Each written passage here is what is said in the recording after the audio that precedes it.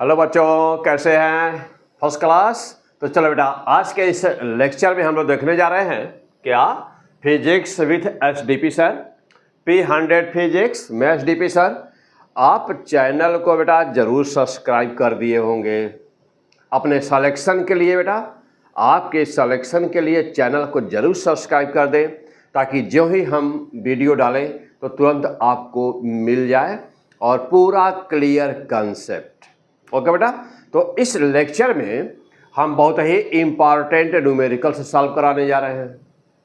उसका deep concept क्या, क्यों, कैसे। P100 फिजिक्स, मैं H D Pandey, HDP sir. बेटा चैनल को आप जरूर सब्सक्राइब किए होंगे, ना किए हो तो बेटा तुरंत कर दीजिएगा। कंसेप्ट मेकर लेक्चर, कौन सा लेक्चर बेटा? Lecture number 2। आइए, तो हम लोग इसमें देखेंगे बेटा, पहले तो इम्पॉर्टेंट हम क्वेश्चंस लेंगे और आगे बहुत ही इम्पॉर्टेंट कुछ कंसेप्ट और थ्योरी है। तो फिलहाल पहले हम लोग चलते हैं न्यूमेरिकल पर। बेटा तो number 1 concept maker lecture 2 question number 1 क्या कह रहा बेटा? नंबर 1 में a ball drop from a height h, किसी बॉल को h हाइट से छोड़ दिया गया, ड्रॉप कर दिया गया। कह रहा है कि determine the ratio of time taken to cover 4 successive equal heights. Means कि जहां से वह छोड़ा गया, छोड़ दिया मीन्स जानते बेटा फ्री फॉलिंग यानी कि स्वतंत्रता पूर्वक गिरना। फ्री फॉलिंग, मुक्त रूप से गिरना। जैसे बेटा मैं यह पेन है और मैं इसको छोड़ दूं, this is the free falling. तो जानते हो बेटा कि फ्री फॉलिंग कितने टाइप का होता है? 2 टाइप का। There are 2 types of the free falling only in the nature in the universe. Number 1, either drop a body, छोड़ दिया जाए, या नहीं तो हॉरिजॉन्टल थ्रो किया जाए। ओके बेटा, तो यह आप कंसेप्ट सीख चुके होंगे बेटा और जानते होंगे। यदि नहीं जानते बेटा तो नंबर 1 कंसेप्ट मेकर लेक्चर 1 पढ़ ले बेटा। ओके, तो बहुत सारी लेक्चर्स मैं दे चुका हूं और यह कंटिन्यू एक कंसेप्ट मेकर लेक्चर का यह सीरीज स्टार्ट किया हूं, नंबर 1, नंबर 2, नंबर 3। ओके बेटा, चलिए अब जैसे सपोज करो बेटा कि यहां से किसी वस्तु को हमने ड्रॉप कर दिया। सपोज कर बेटा कि हमने यहां से किसी वस्तु को बेटा हमने यहां से ड्रॉप कर दिया। ओके बेटा, यहां से हमने ड्रॉप कर दिया इस पॉइंट से किसी ऑब्जेक्ट को, किसी बॉल को या किसी वस्तु को या a piece of the stone, कुछ भी है, हमने ड्रॉप किया। पूरी हाइट यहां से लेकर बेटा ये पूरी हाइट ना कैपिटल H दी हुई है और कह रहा है क्वेश्चन में कि 4 सक्सेसिव इक्वल पार्ट। देखो बेटा, तो मान लिया जाए कि 4 हिस्सा इसका किया जाए, तो 4 हिस्सा या 3 हिस्सा या 5 हिस्सा या 8 हिस्सा जो भी कुछ रहे। तो कह रहा है बेटा कि यह पहला पार्ट हो गया, suppose this is small h, suppose this is the second part, and since this is also small h, this is also small h, because successive equal successive बोला है ना, इक्वल सक्सेसिव हाइट। तो यह भी h हो गया बेटा और यह भी means 1 2 3 4, there are 4 part. Let us consider, जब ये पहला पार्ट बेटा जो छोड़ा गया, तो अब जानते बेटा कि सब बराबर हैं। यह भी h है, यह भी h है बेटा, यह भी h है और यह भी h है। अब सपोज दैट कि जो फर्स्ट पार्ट था बेटा, when drop the piece of the stone, तो जो फर्स्ट पार्ट रहा तो वह तो फ्री फॉलिंग का केस है। और जानते बेटा कि फ्री फॉलिंग के केस में हमेशा जो टाइम लगता है t = √2h/g होता है। तो देखो बेटा, तो t हमेशा ही t = √2h/g होता है। This is the fix formula. Clear है बेटा? अब देखो, तो पहला पार्ट जब आप निकालेंगे t1, अब माना कि फर्स्ट पार्ट में समय लगता है t1 और सेकेंड वाले पार्ट बेटा यहां से लेकर यहां तक सेकेंड वाला है, तो इसमें समय लगता है t2 नाम दे दिया। फिर ऐसे ही ये इतने में समय लगता बेटा T3 नाम दे दिया, और फिर ये इतना जो टाइम लगता बेटा, suppose that is the T4, and you have to find the ratio of T1, ratio T2, ratio T3, ratio T4। आपको ये बताना बेटा कैसे किया जाएगा।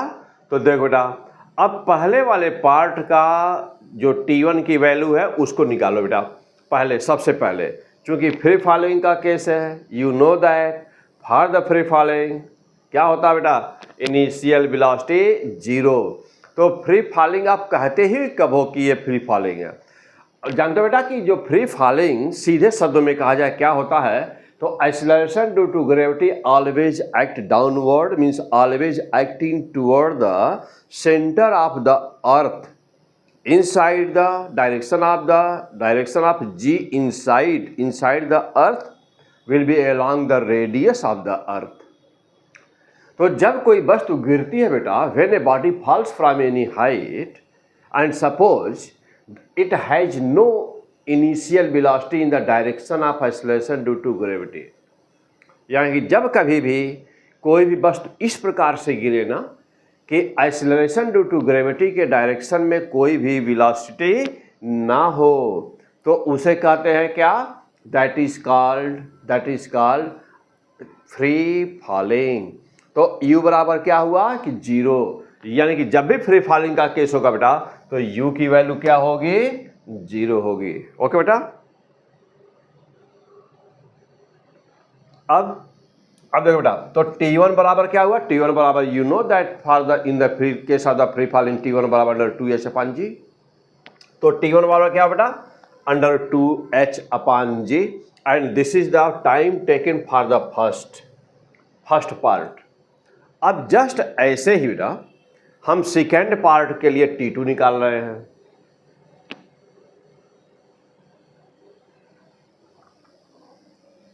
देखो बेटा, सेकेंड पार्ट के लिए T2 चाहिए।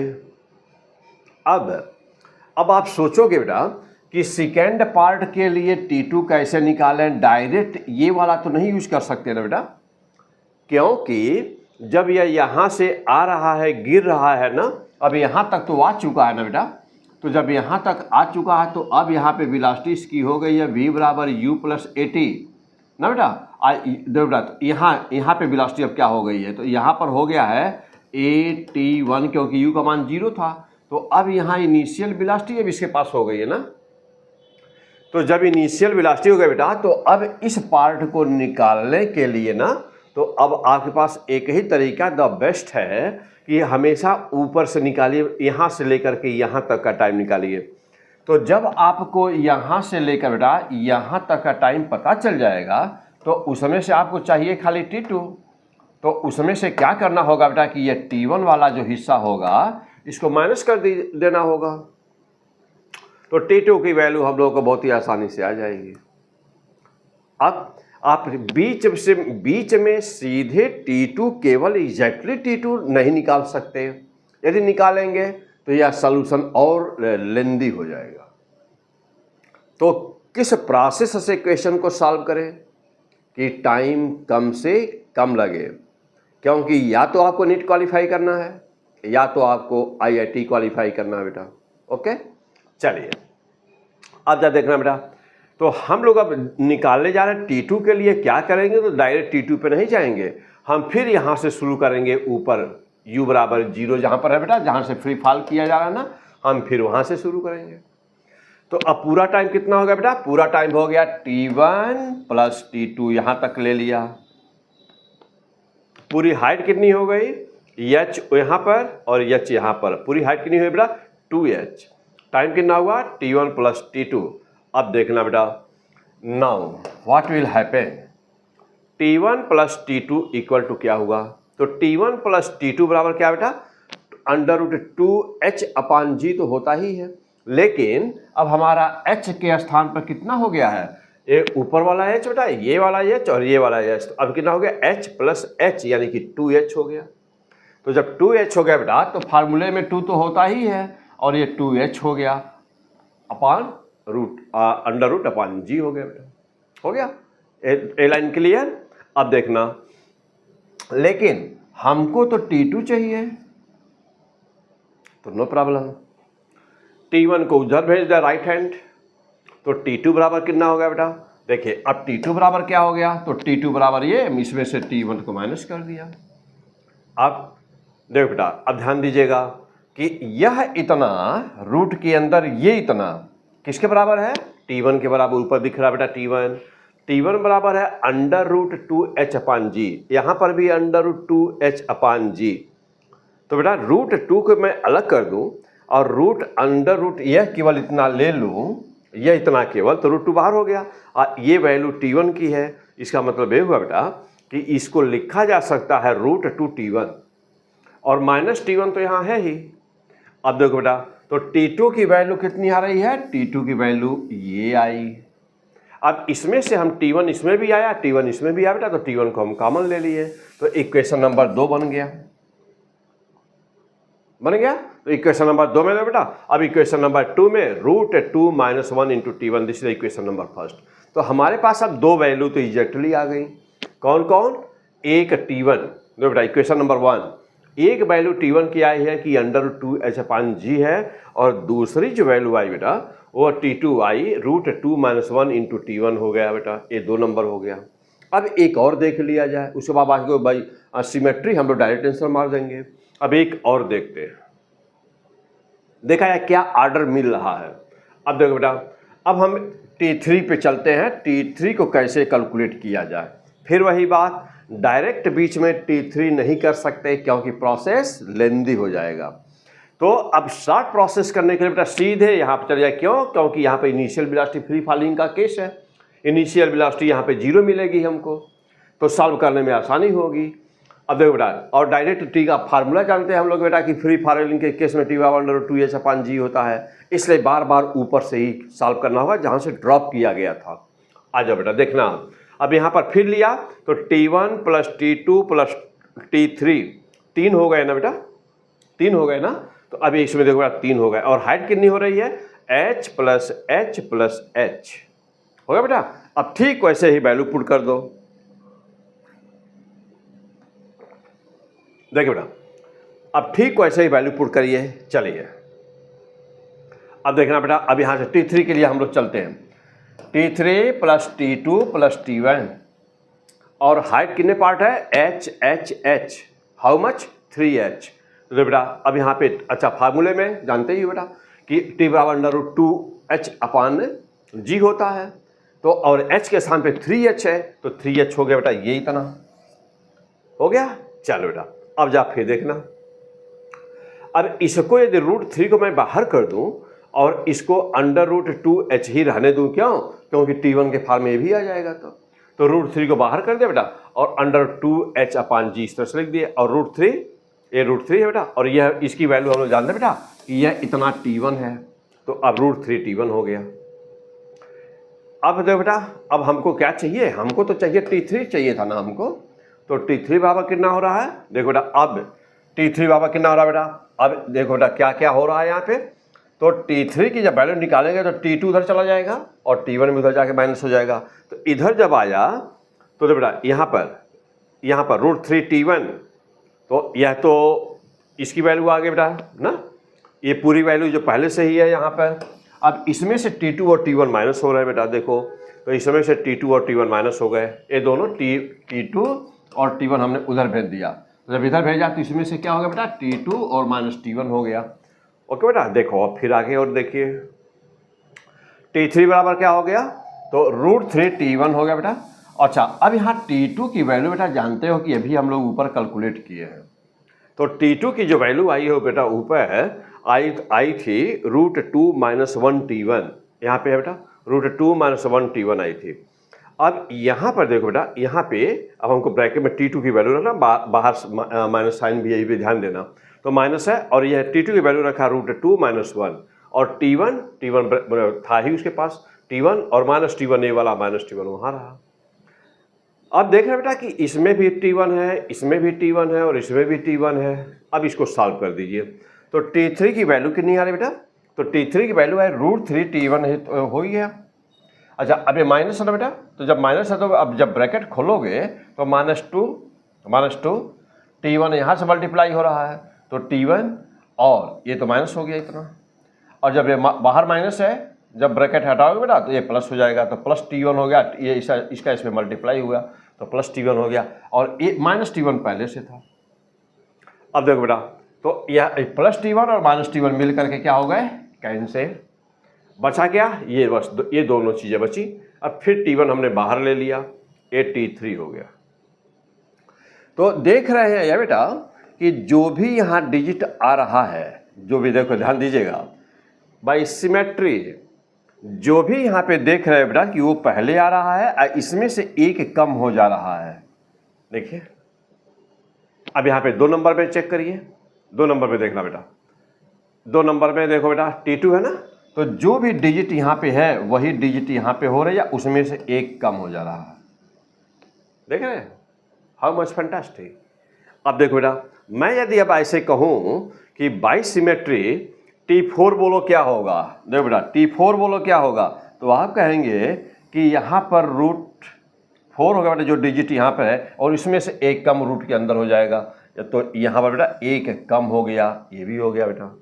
देख रहे हैं बेटा, अब मैं कहूँगा आपको कि T5 बोलो क्या होगा, तो आप कहेंगे बेटा देखो 5 है ना, तो ये क्या हो गया, जो भी यहाँ डिजिट रहेगी वह, और माइनस करके रूट में अगला वाला एक कम हो गया, तो ये 5 है बेटा, तो ये 5 आ गया, एक कम हो गया, √4। Yes, this is the fantastic answer. अब देखो बेटा करना क्या था, करना ये था बेटा कि अब कोई भी कुछ भी हो और आप, मैं कह दूं कि बताओ कि ऐसे ही 10 पार्ट रहते, 11 पार्ट रहते तो क्या होता, नो प्रॉब्लम, √11 -1 में माइनस कर देना है तो √11, और -1 कम करना है तो √10 हो गया। कि 11वें पार्ट को कवर करने में कितना टाइम लगेगा, किसी को पूछा जाए सॉल्व कर देंगे तुरंत। अब देखो बेटा, अब आपको बताना क्या था, तो आपको बताना था ये बताना था बेटा, देखिए T1 ratio T2 ratio T3 ratio T4 बताना था। तो पहला T1 तो हमारा T1 था ही, अब T2 की दूसरे वाले की वैल्यू आई थी √2 - 1 इंटू T1 सब में बनाए रखा क्योंकि रेशियो में कट जाएगा। अच्छा, अब फिर जो बेटा तीसरे वाले में क्या आया, T3 वाले में √3 - 2 T1 था, इसमें 4 आया था। ओके बेटा, जो भी कुछ रहे। अब देखो बेटा T1 चूंकि सभी में है तो रेशियो है कट कैंसिल हो गया, तो फाइनल आंसर क्या हो बेटा 1 रेशियो ब्रैकेट में √2 - 1। फिर अब इसको भी जो बेटा ये भी रूट में ही है, लेकिन अब √1 लिखने की कोई जरूरत तो है नहीं बेटा, तो बिना रूट लगाए एक का रूट तो यहाँ लिखेंगे नहीं, तो डायरेक्ट आप लिख दो बेटा √2 - 1। ओके, अब दूसरे नंबर पे देखो बेटा √3 - √2, √4 - √3। This is the fantastic answer, तो दिस इज द आंसर बेटा। इस क्वेश्चन का आंसर कितना हो गया, तो इस क्वेश्चन का आंसर हो गया बेटा, ये आपका आंसर हो गया -1। तो 1 ratio root in the bracket √2 - 1 ratio √3 - √2 ratio √4 - √3, यानी कि 4 पार्ट बोला गया था तो 4 तक।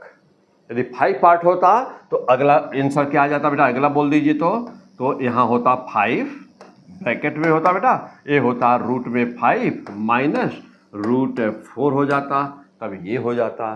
ओके बेटा, तो ऐसे बढ़ता जाता है, तो वेरी सिस्टमैटिक। अब आप कभी भी इस क्वेश्चन को सॉल्व करना पड़ा, एग्जाम में आ गया तो छोड़ना नहीं पड़ेगा, अदरवाइज एग्जाम में इसको छोड़ना पड़ता, पक्का छोड़ना पड़ जाता।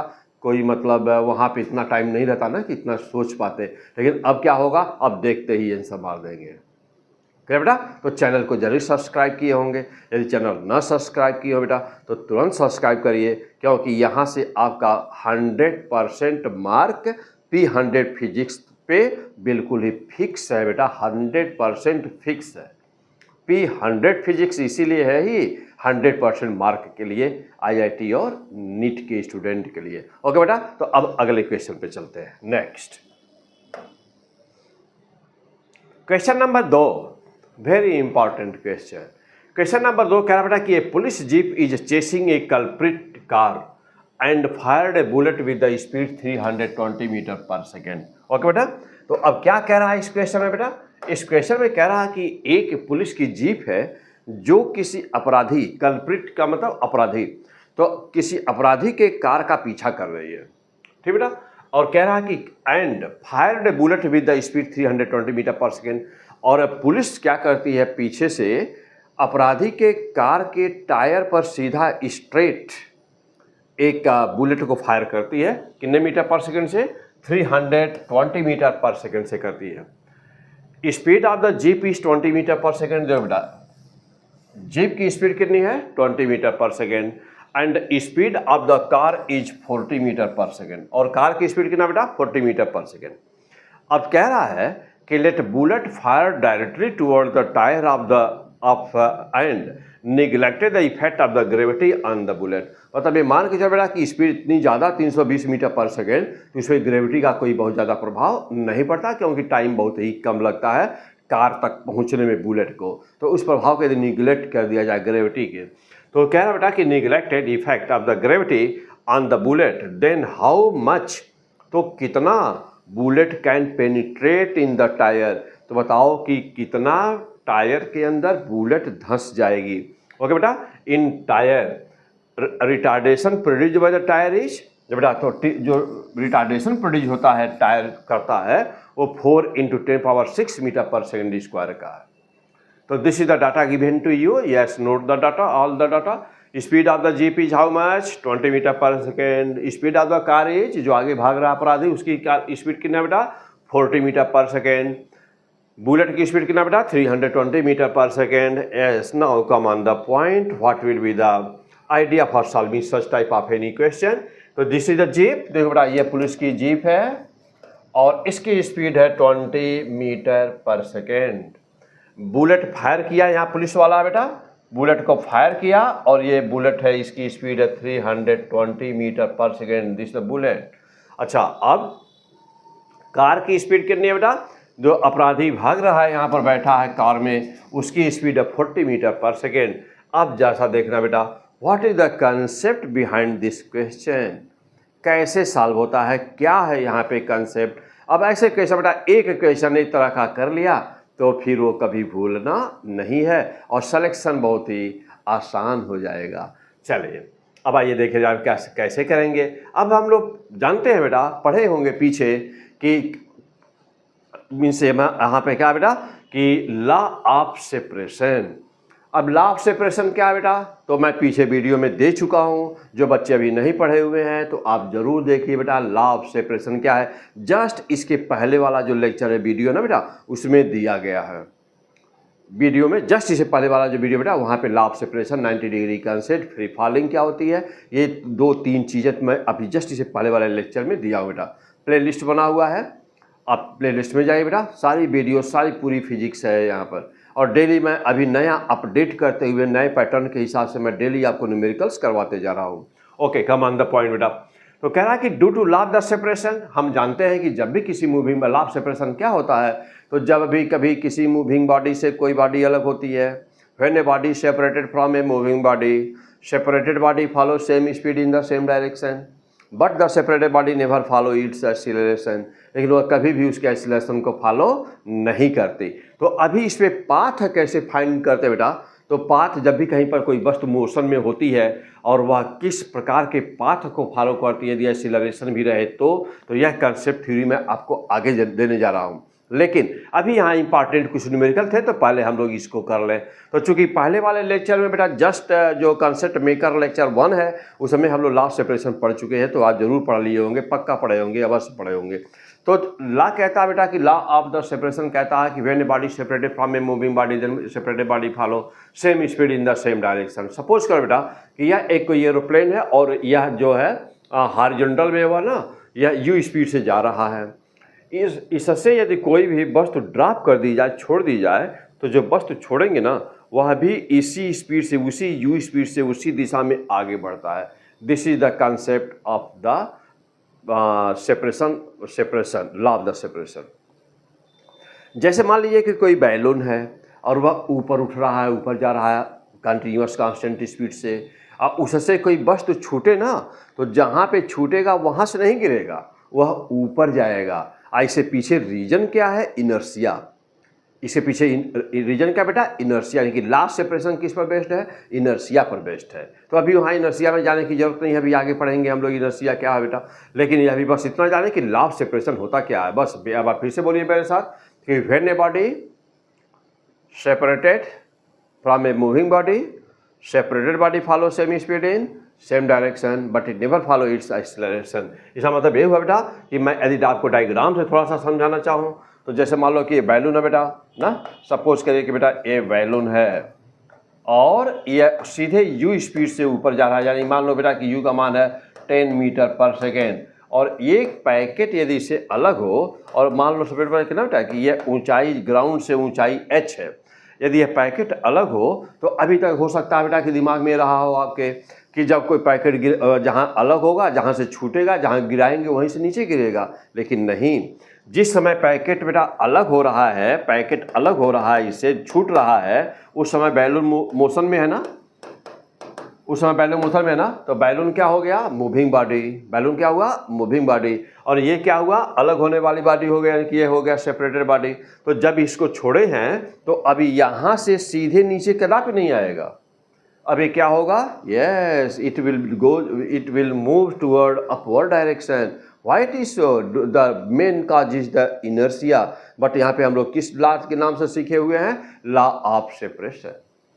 When the body separated from moving body, तो जो पैकेट अलग हुआ फॉलो सेम स्पीड, यानी कि वही स्पीड उसी दिशा में। तो उस समय स्पीड क्या थी, 10 मीटर पर सेकेंड। तो यह पैकेट भी किधर जाए बेटा, 10 मीटर पर सेकेंड, ये भी ऊपर जाएगा।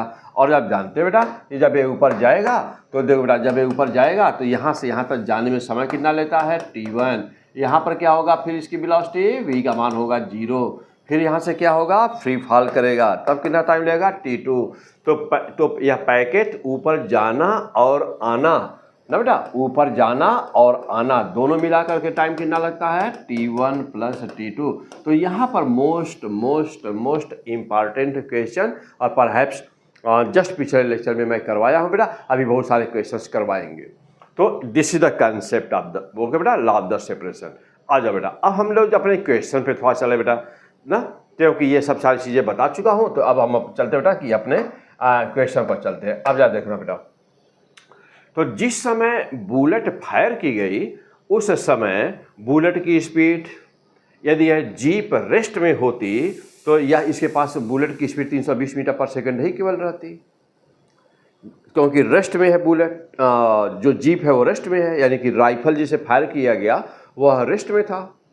तो लॉ ऑफ सेपरेशन नहीं लगता, क्योंकि लॉ ऑफ सेपरेशन तब लगता है जब कोई भी वस्तु, चाहे वह बुलेट हो चाहे कोई भी चीज़ हो, जब वह मोशन में कहीं पर हो और उससे कहीं दूसरी वस्तु अलग हो रही हो। अब जैसे यह पुलिस वाला है, ये जीप चल रही है, तो पुलिस वाला भी किस में है, मोशन में है। जीप की जो स्पीड होगी वही पुलिस वाला की स्पीड होगी, यानी कि पुलिस वाले की स्पीड कितना बेटा, पुलिस वाले की स्पीड है 20 मीटर पर सेकेंड। तो जो हाथ में राइफल पकड़े हुए हैं तो राइफल की भी स्पीड है 20 मीटर पर सेकेंड। अब राइफल से बुलेट निकल रही है तो बुलेट की स्पीड भी कितना पा गया, लॉ ऑफ सेपरेशन से पा गया 20 मीटर पर सेकेंड। बुलेट की स्पीड पहले से ही है कितना, 320 metre per second, 320 metre per second. And due to the law of the separation it will get 20 meter per second more additional speed will be there.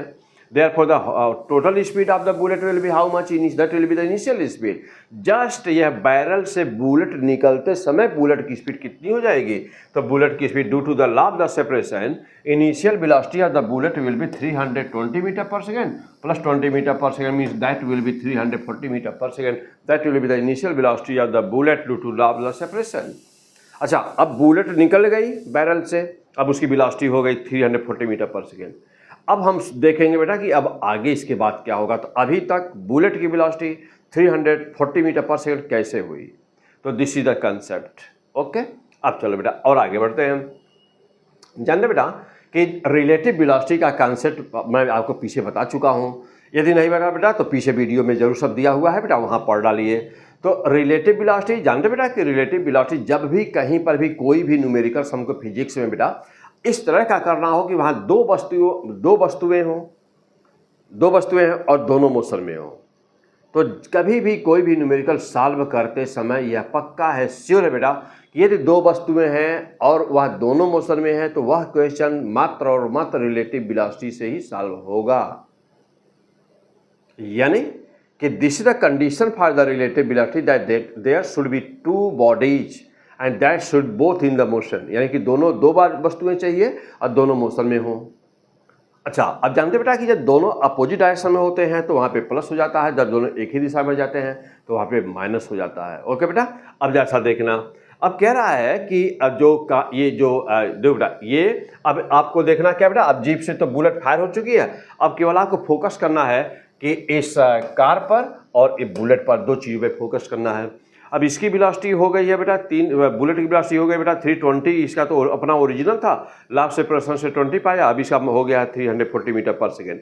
अच्छा, अब car आगे जा रही है 40 मीटर पर सेकेंड से, तो दोनों एक ही दिशा में जा रहे हैं, तो what will be the speed of the bullet with respect to the car, यानी कि कार की सापेक्ष बुलेट की स्पीड कितनी है। तो अब देखो बेटा, तो relative velocity of the bullet with respect to the car will be how much, VBC, यानी कि बुलेट और कार, तो relative velocity of the bullet with respect to the car, what will be that, you know the formula VBC equal to VB minus VC, and since you know that VB means the velocity of the bullet, तो velocity of the bullet is now, yes you now you are sure that will be the 340 metre per second and minus VC is the velocity of the car, that is 40 metre per second, what will be the relative velocity, 300 metre per second, means the what is the relative velocity of the bullet with respect to the car, that will be 300 meter per second. Okay, so this is the concept for solving such questions. And now जानते हैं बेटा कि अब जैसे मान लीजिए हम कहते हैं कि कोई चीज़ कितना धंस जाएगी, यानी means what will how much it can penetrate, means how much the bullet can penetrate inside the tyre. तो अब जैसे बेटा मान लो कि ये टायर है ना बेटा, ये मान लो बेटा कि ये टायर है। अच्छा, अब यहाँ पे बुलेट यहाँ पे धंस जाएगी, तो कब धंस जाएगी, means how long it can penetrate inside the tyre. तो हाउ लॉन्ग कह रहा, यानी कि हम नापेंगे कैसे, जब वो बुलेट रुक जाएगी तभी ना कहेंगे कि यहाँ तक इतना सेंटीमीटर पेनिट्रेट हुआ, इतना मिलीमीटर पेनिट्रेट किया है। ओके बेटा, यानी कि final velocity it is understood that it is clear that the final velocity will be zero, तो final velocity of the bullet will be zero, देखो final velocity of the bullet will be zero, तो since the देखो तो tyre के अंदर final velocity zero होनी है, यानी कि V बराबर जीरो होना बेटा। अब देखो, तो since you know that according to the third equation of the Galileo, you know that V square equal to U square minus 2AS, since V square equal to zero, final velocity zero हो गई। अभी U square minus 2AS, U is the initial velocity, और आपको क्या पाना बेटा, आपको value पानी है S, मीन्स कि कितना डिस्टेंस ट्रेवल करने के बाद बुलेट के अंदर बुलेट टायर के अंदर कितना डिस्टेंस कवर किया, यही आपको निकालना था। तो अब यस की वैल्यू आपको फाइंड करनी है बेटा, तो अब यस बराबर क्या हो जाएगा, U स्क्वायर अपान 2A, तो यस की वैल्यू कितनी है बेटा, U स्क्वायर अपान 2A। अब देखो बेटा, अब यस की वैल्यू आपको फाइंड करें बेटा, और U की वेलोसिटी तो ऑलरेडी हम लोग ऊपर पा चुके हैं ना, 300 metre per second, 300 metre per second, तो बेटा तो U स्क्वायर बराबर हो गया 300 मीटर पर सेकेंड का होल स्क्वायर 2A, और रिटार्डेशन कितना प्रोड्यूस होता है बेटा, तो ये वैल्यू ऑलरेडी दिया हुआ है क्वेश्चन में कि जो टायर है वह टायर रेजिस्टेंस प्रोड्यूस करता है, यानी कि रिटार्डेशन प्रोड्यूस करता है बेटा 4 × 10⁶ मीटर पर सेकेंड स्क्वायर का, ये दिया है। अब इसको सॉल्व करना बेटा, यस की वैल्यू बेटा, अब यहाँ पे 3 है, 3 का स्क्वायर करो बेटा 9 आ जाएगा, और 10 पावर 2 है तो 10 पावर 4 हो गया, और अपान 2 × 4 इंटू रिटार्डेशन की वैल्यू बेटा 10 पावर 4 × 10 पावर 6 हो गया। अब इसको सॉल्व कर दो बेटा, देखो 10 पावर 4 है, 10 पावर 4 से कैंसिल बेटा, नीचे भी 100 बचा होगा, तो जो बेटा ये 9 हो गया, और ये 4 × 2 8 हो गया बेटा, और यहाँ पर भी 100 बचा हुआ है। क्योंकि यह मीटर में आया है ना, अब इसको हमको सेंटीमीटर में बनाने के लिए बेटा यहाँ पर 100 से मल्टीप्लाई कर दिया, तो अब ये सेंटीमीटर बन गया, क्योंकि इतना है तो ये मीटर में है बेटा, ये मीटर में, तो बेटा ये मीटर में है ना। अच्छा, अब इसमें 100 से मल्टीप्लाई किया तो सेंटीमीटर बना, और 100 से मल्टीप्लाई करते ही 100 से 100 कैंसिल हो गया, अब 9/8 सेंटीमीटर हो गया, 9/8 सेंटीमीटर हो गया। अब 10 से मल्टीप्लाई कर दिया बेटा, 9/8 सेंटीमीटर है, तो अब इसमें 9/8 ये हाँ सेंटीमीटर बेटा, तो 9/8 सेंटीमीटर है, यानी कि 1.1 सेंटीमीटर, तो क्या आंसर आया बेटा, 1.1 सेंटीमीटर बुलेट टायर के अंदर पेनिट्रेट करेगी। होल कॉन्सेप्ट एक बार फिर से देखो बेटा,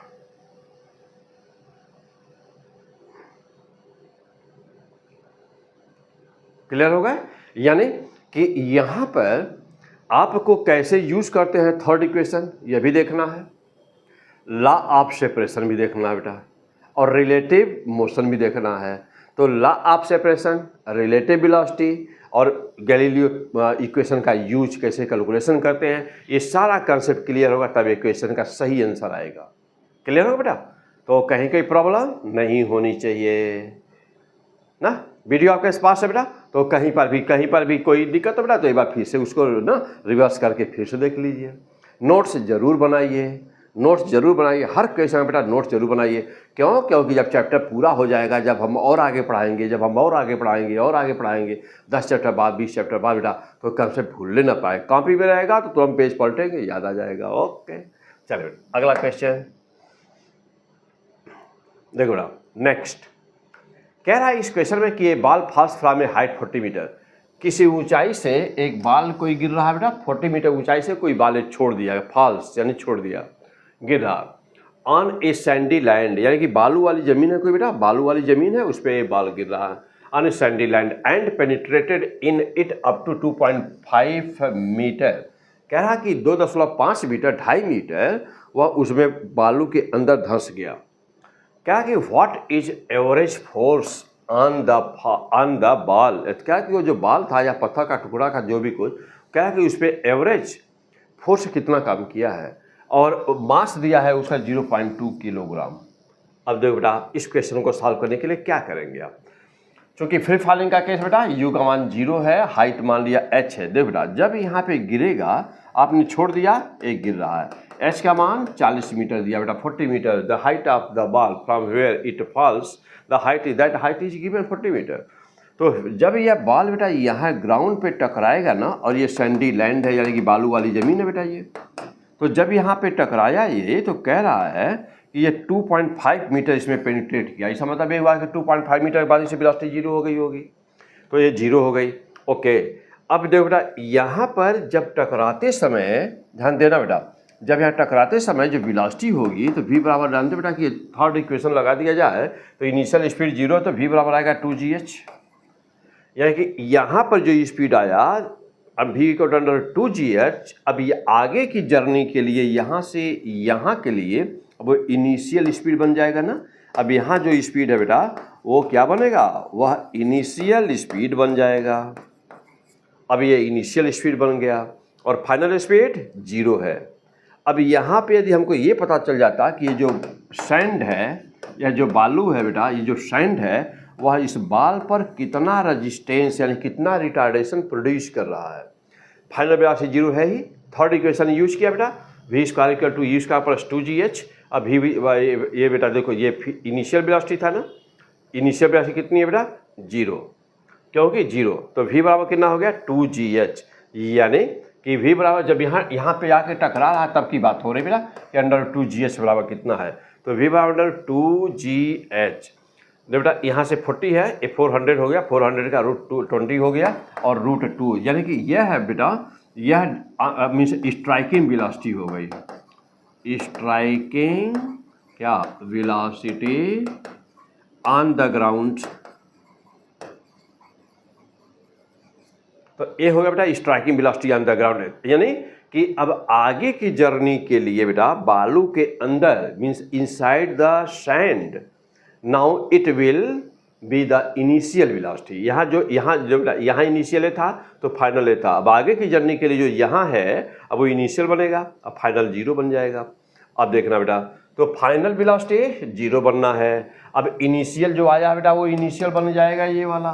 तो बेटा अब 0 बराबर u square minus 2as and yes is the distance covered. अब हमको a का मान फाइंड करना बेटा, तो अब एवरेज एक्सेलरेशन a का मान कितना होगा।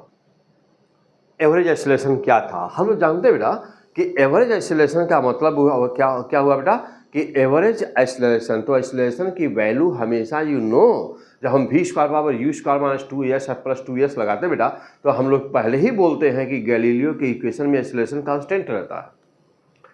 तो वह शुरू में जो था वह लास्ट में भी वही रहा, लास्ट जब तक बॉडी रुक नहीं गई तब तक। इसलिए कभी भी एवरेज में कभी कभी किसी किताबों में गलत कर दिया जाता है कि क्या करते हैं कि वो जो बाद वाला 0 मान लेते हैं, पहले जो भी प्रोड्यूस होता है वो मान लेते, उसे हाफ कर देते। ऐसा नहीं होता, रॉन्ग है बेटा, 100% एब्सोल्यूट रॉन्ग होता है ये सब तरीका। जो ऐसे, क्योंकि आप गैलीलियो का इक्वेशन जब भी यूज करोगे बेटा, v बराबर u प्लस टी, तो a का मान हर हाल में क्या होना चाहिए? कांस्टेंट होना चाहिए। a का मान कांस्टेंट होना चाहिए, always that will be the constant. Okay बेटा, देखो तो इसे एवरेज एक्सेलरेशन बोलते हैं। इसीलिए तो एवरेज एक्सेलरेशन बराबर क्या होगा बेटा? u square upon 2s। अब u की value already calculated, 20√2 whole square upon 2 into s. तो 2 इंटू यस की वैल्यू कितना बेटा? 2.5 metre it is given, 2.5 metre. तो अब देखो बेटा यहाँ पे हो गया 2.5 मीटर। अब सॉल्व कर दो बेटा, तो 20 का स्क्वायर कर दिया, ये आ गया 400 आ गया, और इंटू 2 ये हो गया बेटा, √2 का स्क्वायर हुआ तो 2 हो गया, और अपॉन 2 इंटू 2.5। अब ये हो मल्टीप्लाई हुआ बेटा, तो ये हो जाएगा 5, और 5 से कट गया तो ये 8 हुआ, 80 आ गया ऊपर, into 2 160 metre per second square. तो 160 metre per second square, this is the average acceleration, but you have to determine the average force. No problem, since now the average force will be how much? F into f बराबर जानते हो बेटा m into a. Average force बराबर क्या बेटा? तो m का मान 0.2 किलोग्राम था, 160, जीरो यहाँ से मल्टीप्लाई हो बेटा 2 हो गया, और 16 यानी कि आ गया कितना? 32 Newton. This was the average force. Okay बेटा, तो this is the question. Yes, what is the idea for solving this such type of the question? तो ये था पूरा कैलकुलेशन बेटा। Clear?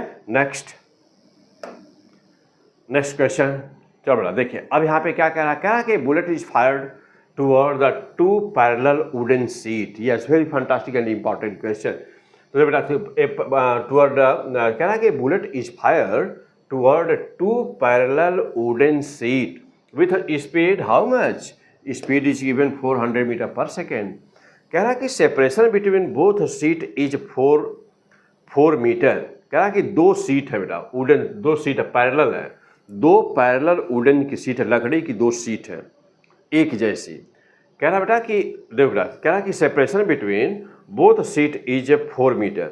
Bullet penetrates both sheet and makes hole x millimetre below in second seat.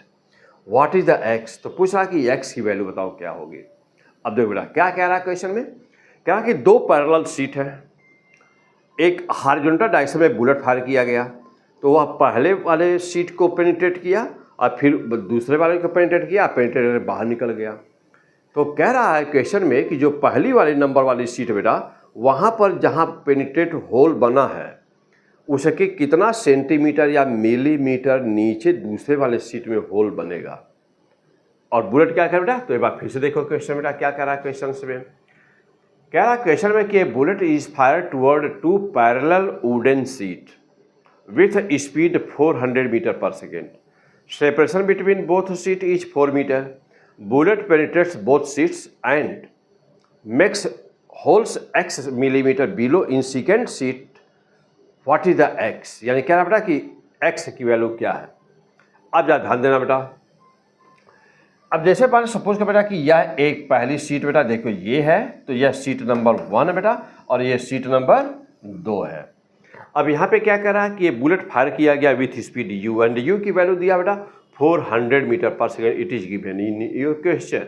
अब देखो बेटा, और 4 metre यानी कि ये स्पीड बहुत ही ज़्यादा है, हॉरिजॉन्टल स्पीड। अच्छा अब देखो बेटा, तो यानी कि ग्रेविटी का जो इफेक्ट होगा बेटा वो क्या होगा? तो फिर आइए देखते हैं। अब जानते हो बेटा कि जब भी कहीं पर भी कोई भी वस्तु हॉरिजॉन्टल प्रोजेक्ट की जाती है या स्पेस में कहीं भी छोड़ दी जाती है, स्पेस में कहीं भी छोड़ दी जाती है, तो कोई भी चीज़ जब हम छोड़ देंगे तो वह स्पेस में फोर्स ड्यू टू ग्रेविटी, यानी कि पृथ्वी के आकर्षण बल के कारण यदि हम कोई भी चीज़ छोड़ेंगे बेटा, तो वह कभी भी जहाँ छोड़ेंगे वहीं नहीं रहेगी, वो नीचे जरूर आएगी। अब यदि हम किसी इस पेन को छोड़ दूँ तो यस देखो बेटा क्या हो रहा है, तुरंत नीचे आएगी। इस पेन को हॉरिजॉन्टल थ्रो करूँ तो यह पैराबोला बनाता हुआ जाके ग्राउंड पे टकराएगी, तभी जाएगी। ओके, यानी कि कोई भी चीज़ यदि कहीं छोड़ दिया जाएगा तो वह ग्रेविटी के इन्फ्लुएंस में नीचे जाएगी, गिरेगी। और जानते बेटा कि जब हम हॉरिजॉन्टल किसी चीज़ को थ्रो करते हैं तो that is the case of the free falling. अब यहाँ पे बुलेट को चुन के कहा है क्वेश्चन में कि हॉरिजॉन्टल फायर किया गया है, तो बुलेट को हॉरिजॉन्टल 400 मीटर पर सेकेंड, यानी कि यहाँ पर जो पहला होल बना बेटा, पहली जो सीट नंबर 1 रही उसमें बुलेट हॉरिजॉन्टली जाके टकराया 400 मीटर पर सेकेंड से। अच्छा अब यहाँ से बेटा, अब यहाँ से दूसरे नंबर के सीट पर पहुँचने में दो नंबर की सीट है, दूसरे नंबर के सीट तक पहुँचने में कुछ ना कुछ समय लगा होगा, टी का मान। अब वह टी का जो टी की वैल्यू बेटा होगा वो क्या होगा बेटा, तो टी की जो वैल्यू होगी, चूँकि डिस्टेंस 4 मीटर है बेटा और डिस्टेंस 4 मीटर है और स्पीड आप बुलेट का u है, हॉरिजॉन्टल डायरेक्शन बेटा ये डिस्टेंस बहुत ही कम है, तो हॉरिजॉन्टल डायरेक्शन में लगभग अप्रॉक्सीमेटली ये एंगल बहुत ही कम आएगा, तो लगभग हम स्पीड को कांस्टेंट मानेंगे उतना ही, और क्वेश्चन में हिंट रहेगा कि स्पीड इसी कांस्टेंट बनी हुई है हॉरिजॉन्टल डायरेक्शन में। तो बेटा तो टी बराबर क्या होगा, du/u, अरे डी का मान कितना होगा बेटा 4 मीटर दिया ही है 4 मीटर। अब 4 मीटर को क्रॉस करने में अप्रॉक्सीमेटली कितना टाइम लगेगा, तो d/400 यानी कि 1/100 सेकेंड। तो 1/100 सेकेंड में बुलेट क्या करेगी, इस सीट से इस सीट के पास पहुंच जाएगी। क्लियर हो गए? हाँ, फिजिक्स क्या पढ़ो बेटा, P100 फिजिक्स। तो इस देखो बेटा, इस सीट से इस सीट तक पहुंचने में बुलेट कितना टाइम लेगी, तो वह लेगी 1/100 सेकेंड लेगी।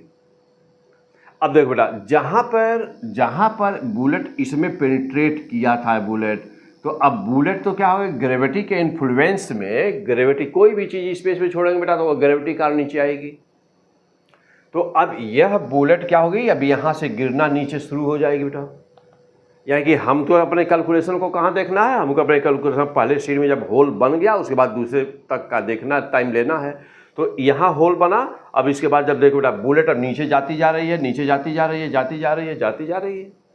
अब यह पैराबोलिक पाथ को फॉलो करना ही, हॉरिजॉन्टल प्रोजेक्शन हमेशा पैराबोला बनाता है, तो यह पैराबोलिक पाथ को फॉलो करता है, बुलेट यहाँ से पार करेगी। तो यह होल नंबर 1 इसमें बना, तो होल नंबर 2 यहाँ बन गया बेटा यहाँ पर। अब हमको बताना था बेटा कि यह जहाँ यह बना है होल नंबर 1 वाले में और नंबर 2 में जहाँ बना है उनके बीच की डिस्टेंस ये इतना क्या है, यही हम लोग को यश की वैल्यू फाइंड करनी थी बेटा। ओके, नो प्रॉब्लम बेटा। अब इतना कंसेप्ट क्लियर होने के बाद आपको टाइम पता ही चल गया है। अब कोई भी चीज़ ग्रेविटी के इन्फ्लुएंस में कितना नीचे गिर सकती है, क्योंकि फ्री फॉलिंग का केस है बेटा, फ्री फॉलिंग का केस है, क्योंकि हॉरिजॉन्टल प्रोजेक्शन हमेशा फ्री फॉलिंग का केस होता है। टाइम आपको पता है 1/100 सेकेंड आया हुआ है। अब ग्रेविटी फ्री फॉलिंग के केस है बेटा, h की वैल्यू हमेशा कितनी होती है, h वैल्यू हमेशा h=12 gt² होती है। तो हाफ इंटू जी का मतलब 10 और t कितना बेटा 1/100 whole square. Now you have to solve this, h will be how much, half into 10 बेटा, हाफ इंटू 10 इंटू 1/100 का होल स्क्वायर यानी कि 1/100 इंटू 100। ओके बेटा। अब देखो बेटा, तो अब h मान बेटा, अब इसी को h को ना आपके पेपर में यानी कि आपके क्वेश्चन में बोला, इसको x बोला है कि x मीटर वो फॉल करता नीचे है, तो जब x बोला है तो अभी x लिख दीजिए। तो हाफ g का मान 10 और t बेटा ये दिया ही है 1/100 इंटू 1/100। अब बेटा जब इतना मीटर था, अब हमने इसको क्या बना दिया सेंटीमीटर। अब सेंटीमीटर के लिए क्या करें बेटा, 100 से मल्टीप्लाई करना होगा, तो 100 से आपने मल्टीप्लाई किया, तो 100 से मल्टीप्लाई किया बेटा तो ये कैंसिल हो गया, और एक जीरो यहाँ बेटा, ये जीरो यहाँ से और ये जीरो यहाँ से, दोनों कैंसिल हो गए। यानी कि अब नीचे बचा हुआ है 10 और ये बचा हुआ है 1/2 बचा हुआ है बस।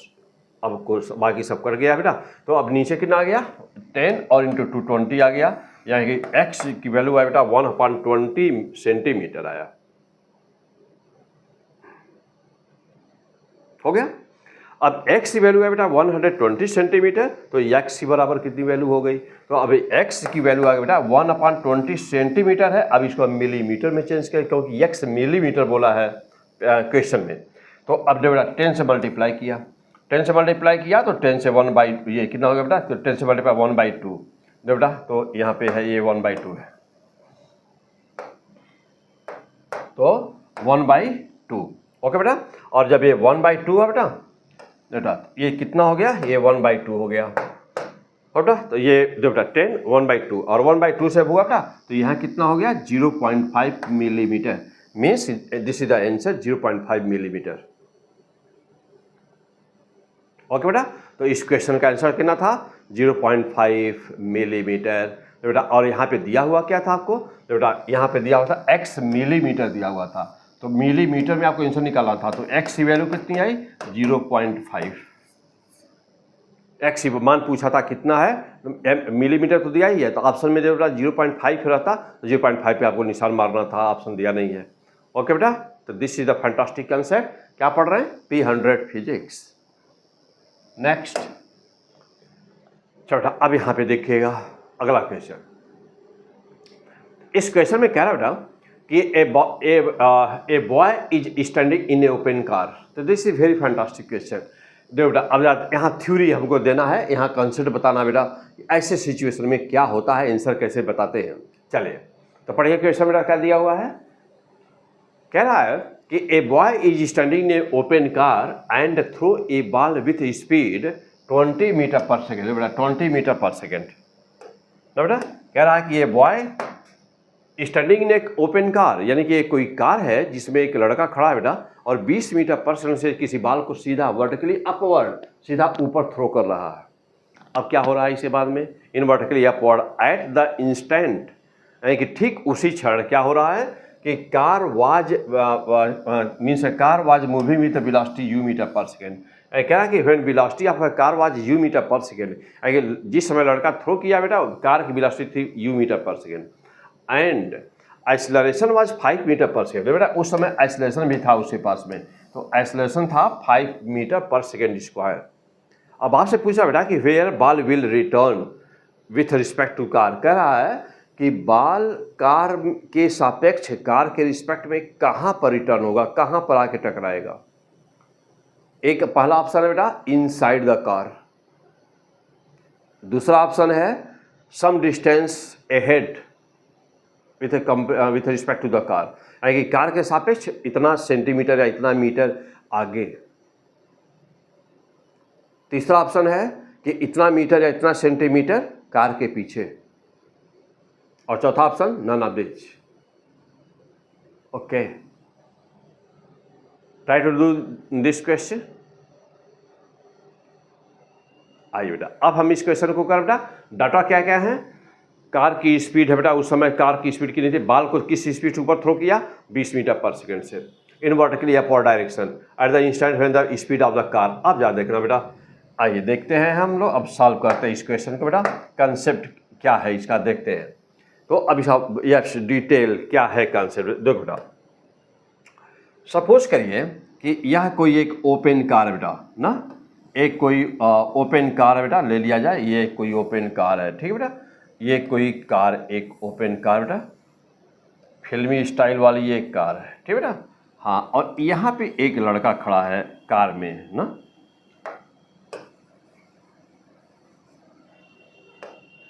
बेटा यहाँ पर एक लड़का खड़ा है कोई कार में, ओके बेटा। अच्छा, और ये यहाँ से किसी बॉल को सीधा ऊपर थ्रो करता है, ये कार में पहिया वहिया भी लगा दिया है थोड़ा सा, और कार की स्पीड इस समय कितना बेटा, u बराबर है, u स्पीड इसकी दिया है बेटा, स्पीड इक्वल टू क्या, u ही दिया है, u का कोई न्यूमेरिकल वैल्यू नहीं दिया हुआ है, तो ये दिया बेटा u metre per second, u metre per second.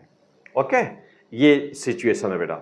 अच्छा, अब जब ये बॉल को थ्रो किया है तो यह वेलोसिटी दिया बेटा, या v मान लें इसको, v मीटर पर सेकेंड इसकी वेलोसिटी है, जो ऊपर थ्रो किया बेटा इसकी वेलोसिटी दिया है v metre per second. Okay, अब देखो बेटा, तो अब जैसे मान लीजिए कि हम यहाँ पे कंसेप्ट समझाएं बेटा, तो जैसे मान लीजिए हम कार में बैठे हुए हैं, कार में बैठे खड़े हैं, तो हम कार में खड़े और कार मोशन में है, मीन्स कार मूविंग पोजीशन में है, कार की speed u metre per second है ना, कार की speed u metre per second है, ध्यान देना बेटा। तो कार की स्पीड यहाँ पे बेटा साफ दिया हुआ है कि कार की स्पीड है u metre per second car की स्पीड है बेटा। ओके, अच्छा अब जब देखो बेटा, तो जब हम बॉल को थ्रो करेंगे ऊपर, अब कार के पास उस समय speed u metre per second है और इसके पास एक्सेलरेशन भी है, a बराबर है, देखो बेटा कितना दिया हुआ है 5 मीटर पर सेकेंड स्क्वायर, तो इसके पास एक्सेलरेशन भी है 5 मीटर पर सेकेंड स्क्वायर का। ओके, चलिए, तो जिस समय हम थ्रो कर देंगे तो हम जानते हैं कि जब भी किसी मूविंग बॉडी से एक कार है और आपकी तरफ जा रही है कार, मैं उसमें खड़ा हूं और हमने इस किसी वस्तु को जस्ट ऊपर थ्रो किया, तो थ्रो किया, ये ऊपर जाएगा, वेलोसिटी 0 होगी, फिर आएगा। ओके, पक्का? हाँ, क्लियर है? चलिए इमेजिंग करिए। तो अब हमने थ्रो किया, तो चूंकि ये मोशन में था, आज जानते बेटा कि तुरंत ही जो ही कहीं पर भी दिखाई पड़े कि किसी मूविंग बॉडी से कोई बॉडी अलग हुई है, गिराई गई है या थ्रो की गई है या कहीं भी प्रोजेक्ट की गई है, कुछ भी, तो फटाफट दिमाग में आना चाहिए लॉ ऑफ सेपरेशन। अब जो ही, और लॉ ऑफ सेपरेशन क्या कहता है कि when a body separated from a moving body the separated body follow same speed in the same direction. तो जो ही थ्रो किया तो उस समय कार की स्पीड थी u। जब थ्रो किए तो कार की स्पीड थी u metre per second and there was some acceleration also. दोनों है। अब मान के चलिए बेटा, मान के चलो कि कार के पास एक्सेलरेशन नहीं है, ए से पहले समझने के लिए, ए सेकेंड के लिए मानो कोई कार के पास एक्सेलरेशन नहीं था, मान लिया, पक्का? हाँ, कार के पास कार कांस्टेंट स्पीड से जा रही थी, सपोज करिए। चलो अब बोलो बेटा क्या होगा? कार 10 मीटर सपोज करिए, कुछ यू मानते हैं, तो car you metre per second से जा रही थी और कार के पास कोई एक्सेलरेशन नहीं है। चलिए अब हमने थ्रो किया तो हमने जो वेलोसिटी दिया है उसको v मीटर पर सेकेंड, वह तो ऊपर ले जाने के लिए रिस्पॉन्सिबल है, बाल को वो ऊपर लेकर के जाएगा, वह ऊपर लेकर जाएगा। ओके? और जो कार ने लॉ ऑफ सेपरेशन से पाया वह तो same speed in the same direction. तो जब हम बाल को थ्रो किए हैं तो उस समय कार के पास हॉरिजॉन्टल स्पीड थी, कितनी थी? u metre per second. तो लॉ ऑफ सेपरेशन से बाल को क्या मिला? कार की horizontal same speed in the same direction, तो u metre per second in the horizontal direction. अब जो बाल है बेटा वह, अब ये सपोज करो बाल है और ये कार है और ये बाल है। अब कार भी जा रहा है आगे u मीटर पर सेकेंड से और बाल भी आगे जा रहा है u मीटर पर सेकेंड से। तो कार, अब देखो क्योंकि दोनों same speed in the same direction, और जो दिए हैं हम ऊपर की तरफ दिए हैं v मीटर पर सेकेंड, उसका रोल क्या है?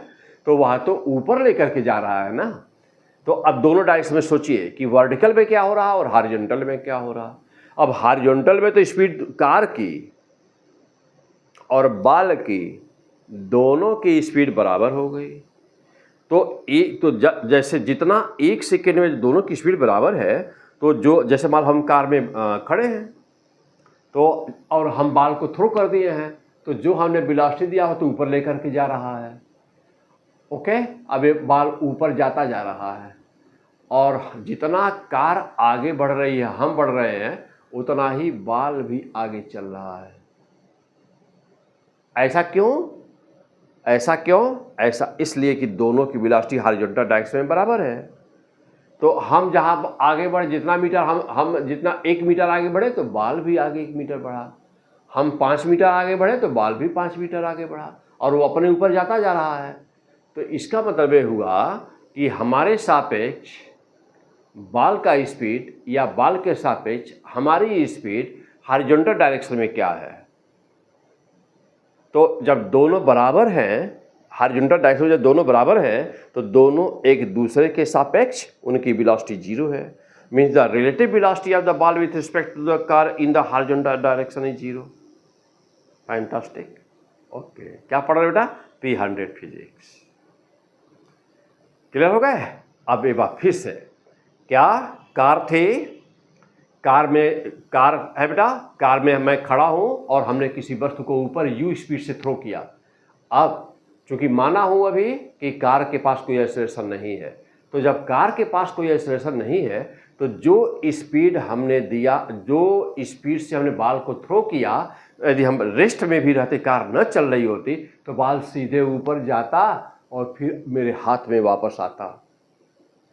लेकिन कार मोशन में है, तो कार मोशन में है तो लॉ ऑफ सेपरेशन क्या कहता है? Same speed in the same direction. तो हमने चूंकि जो ऊपर वेलोसिटी दिया है v, वह तो केवल ऊपर ले जाएगा, वह केवल ऊपर ले जाने के लिए रिस्पॉन्सिबल है, चाहे कार मोशन में रहे या न रहे।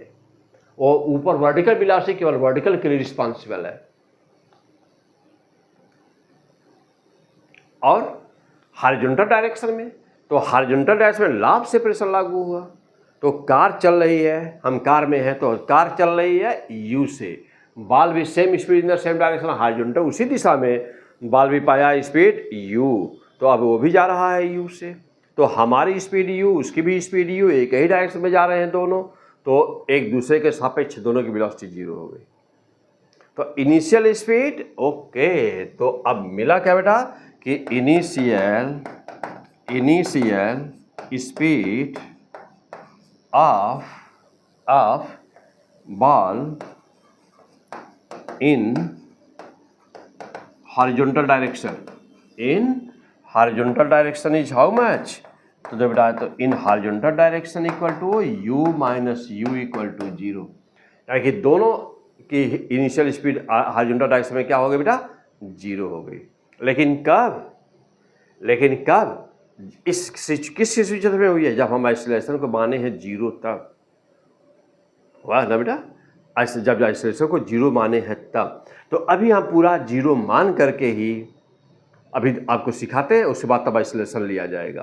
तो चलो बेटा, यदि ऐसा होता कि आइसोलेशन यहाँ पर बेटा कि लेट आइसोलेशन इक्वल टू 0 ना, यदि आइसोलेशन को 0 माने तो क्या हुआ कि जितना हम आगे बढ़े उतना ही बॉल भी आगे बढ़ा। अब हमको क्या दिखाई देगा, जब भी हम देखेंगे तो हमको बॉल अपने, हम भी जितना मीटर आगे बढ़ रहे हैं उतना ही मीटर बॉल भी आगे बढ़ रहा। तो जब भी हम देखेंगे ना तो बॉल हमको दिखेगा क्या, हमको क्या दिखेगा कि बॉल को थ्रो किए हैं और सीधा बॉल ऊपर गया है और सीधा मेरे हाथ में आया है, ये दिखेगा। अब इतने देर में जब तक बॉल ऊपर गया और आया तब तक हम 10 मीटर 20 मीटर 2 मीटर 4 मीटर आधा मीटर कुछ भी हम आगे बढ़ गए हैं, फिर भी बॉल हमारे हाथ में ही आएगा।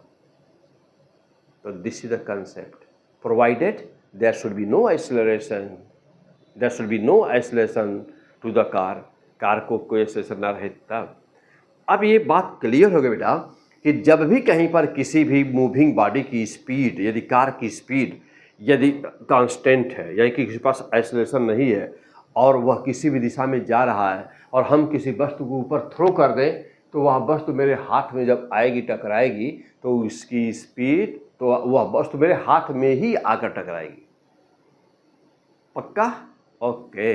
यानी कि अब हुआ कि बात ये बेटा कि यदि अब इसको देखा जाए, यह बॉल ऊपर गया फिर आया और हाथ में ही इसके बेटा हाथ में ही टकराया।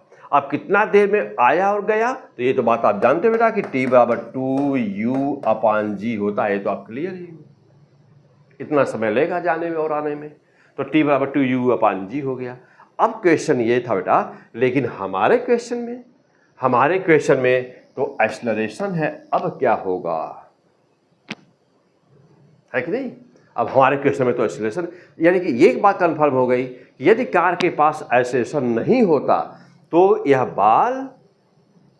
बॉल हाथ में वापस आता। यानी कि यदि कार के पास एक्सेलरेशन न रहे, कार कांस्टेंट स्पीड से जा रहा हो और हम किसी वस्तु को चाहे जिस स्पीड से ऊपर थ्रो कर दें और चाहे उतनी देर में, चाहे जितना दूर हम आगे निकल जाएं, लेकिन वह वस्तु अवश्य ही मेरे हाथ में वापस आएगी।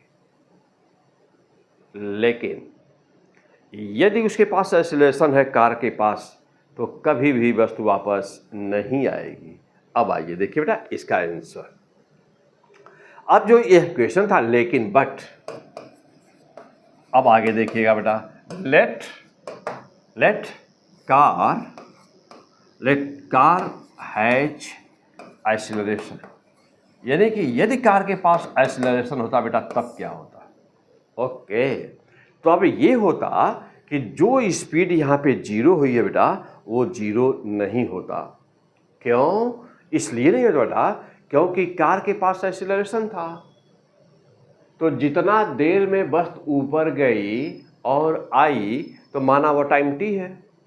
तो t समय में अब जो बाल था ना बेटा, देखिए अब जो बाल था तो t समय में यह हॉरिजॉन्टल डायरेक्शन में इसकी तो वेलोसिटी कांस्टेंट रही, यह तो उतना ही रहेगा कांस्टेंट। और ऐसा क्यों बेटा, तो 90 डिग्री कंसेप्ट। अब जानते हो बेटा कि बाल को हॉरिजॉन्टल डायरेक्शन में स्पीड मिली है u मीटर पर सेकेंड, क्योंकि यह एक्सेलरेशन पाता नहीं। तो लॉ ऑफ सेपरेशन से बेटा देखिए, तो लॉ ऑफ सेपरेशन से जो ये पाया है स्पीड हॉरिजॉन्टल डायरेक्शन में, इसका तो स्पीड यू ही रहा। लेकिन जो कार की स्पीड है बेटा, जो कार की स्पीड है ना, तो कार की स्पीड उतने देर में कितनी हो गई होगी, तो अब इससे पास चूंकि एक्सेलरेशन है तो अब इसकी स्पीड हो गई होगी v बराबर u प्लस ए टी, हो गई होगी ना। अब इसकी स्पीड हो गई v बराबर u प्लस ए टी, यानी कि इसकी स्पीड बढ़ गई है, पक्का।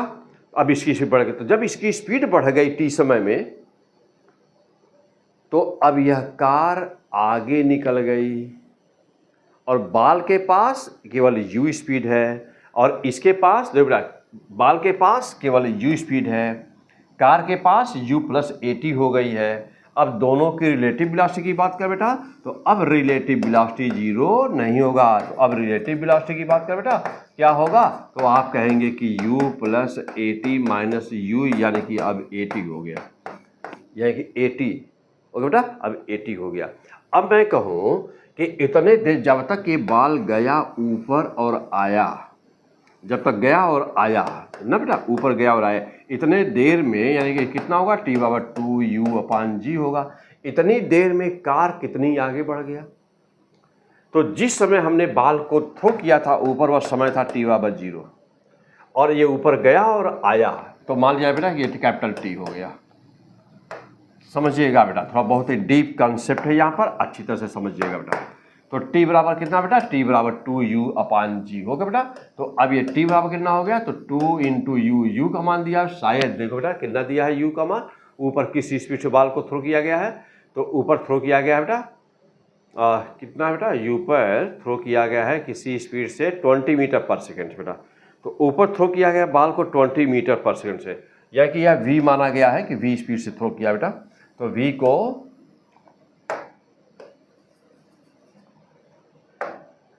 बेटा ये 2v/g हो गया, 2 इंटू वी 20/10 मीन्स कि t बराबर कितना हो गया बेटा, तो t बराबर हो गया 4 सेकेंड हो गया। कि बाल कितने देर में वापस आया, 4 सेकेंड में। अब 4 सेकेंड में ना बेटा, 4 सेकेंड में कार कितना आगे गई, तो x कार बराबर कितना हो गया, ut प्लस हाफ AT² हो गया बेटा, हो गया। अच्छा एक कार उतने देर में x बराबर ut प्लस हाफ AT² गई। अच्छा अब ये बाल कितना गया आगे, बाल कितना डिस्टेंस चला, तो बाल देख बेटा अब दोनों एक ही दिशा में जा रहे हैं, कार भी और बाल भी, लेकिन कार के पास एक्सेलरेशन है। तो अब बेटा तो अब बाल कितना चला, तो बाल तो कांस्टेंट स्पीड आता है, खाली ut चला। अब दोनों के बीच यह चला इतना और ये चला इतना, तो दोनों के बीच का गैप कितना हो गया, तो डेल्टा x बराबर क्या है बेटा, कौन ज़्यादा आगे निकल गया, कार। तो x कार माइनस x बाल, अब आया कितना, अब सब्ट्रैक्ट कर दे बेटा, देखो तो ut प्लस हाफ AT² हो गया माइनस ut, अब ये कैंसिल हुआ। अब डेल्टा x बराबर आया बेटा हाफ AT²।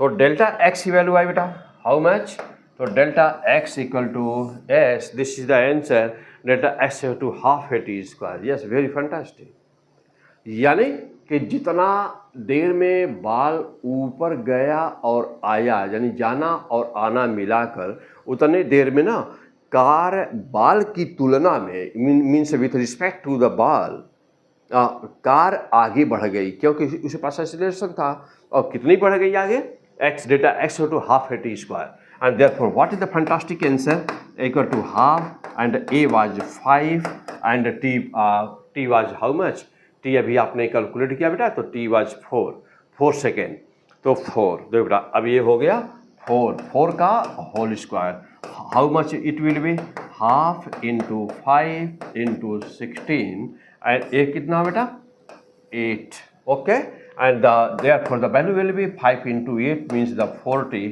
मीटर. तो डेल्टा एक्स, ओके, तो delta x equal delta x equal to 40 metre. इसका मतलब ये हुआ बेटा कि फाइनल आंसर इज व्हाट. तो कह रहा है बेटा कि फाइनल आंसर इज व्हाट, क्या कह रहा है, कह रहा है कि एक कार थी जो u स्पीड से जा रही थी, उसका acceleration 5 metre per second square था. उसमें एक लड़का खड़ा था, उसने बाल को सीधा 20 मीटर पर सेकेंड की स्पीड से ऊपर थ्रो किया. तो बताओ कि बाल कहाँ रिटर्न होगा, कहाँ वापस आएगा, with respect to the car. Car के सापेक्ष बाल का स्ट्राइकिंग पॉइंट बताना था. तो एक ऑप्शन था कि ball will return in the car, inside the car. That was wrong. Ball will strike a head of the car, यानी कार के आगे जाके गिरेगा. No, that was also wrong. Okay, ball will strike on the road behind the car.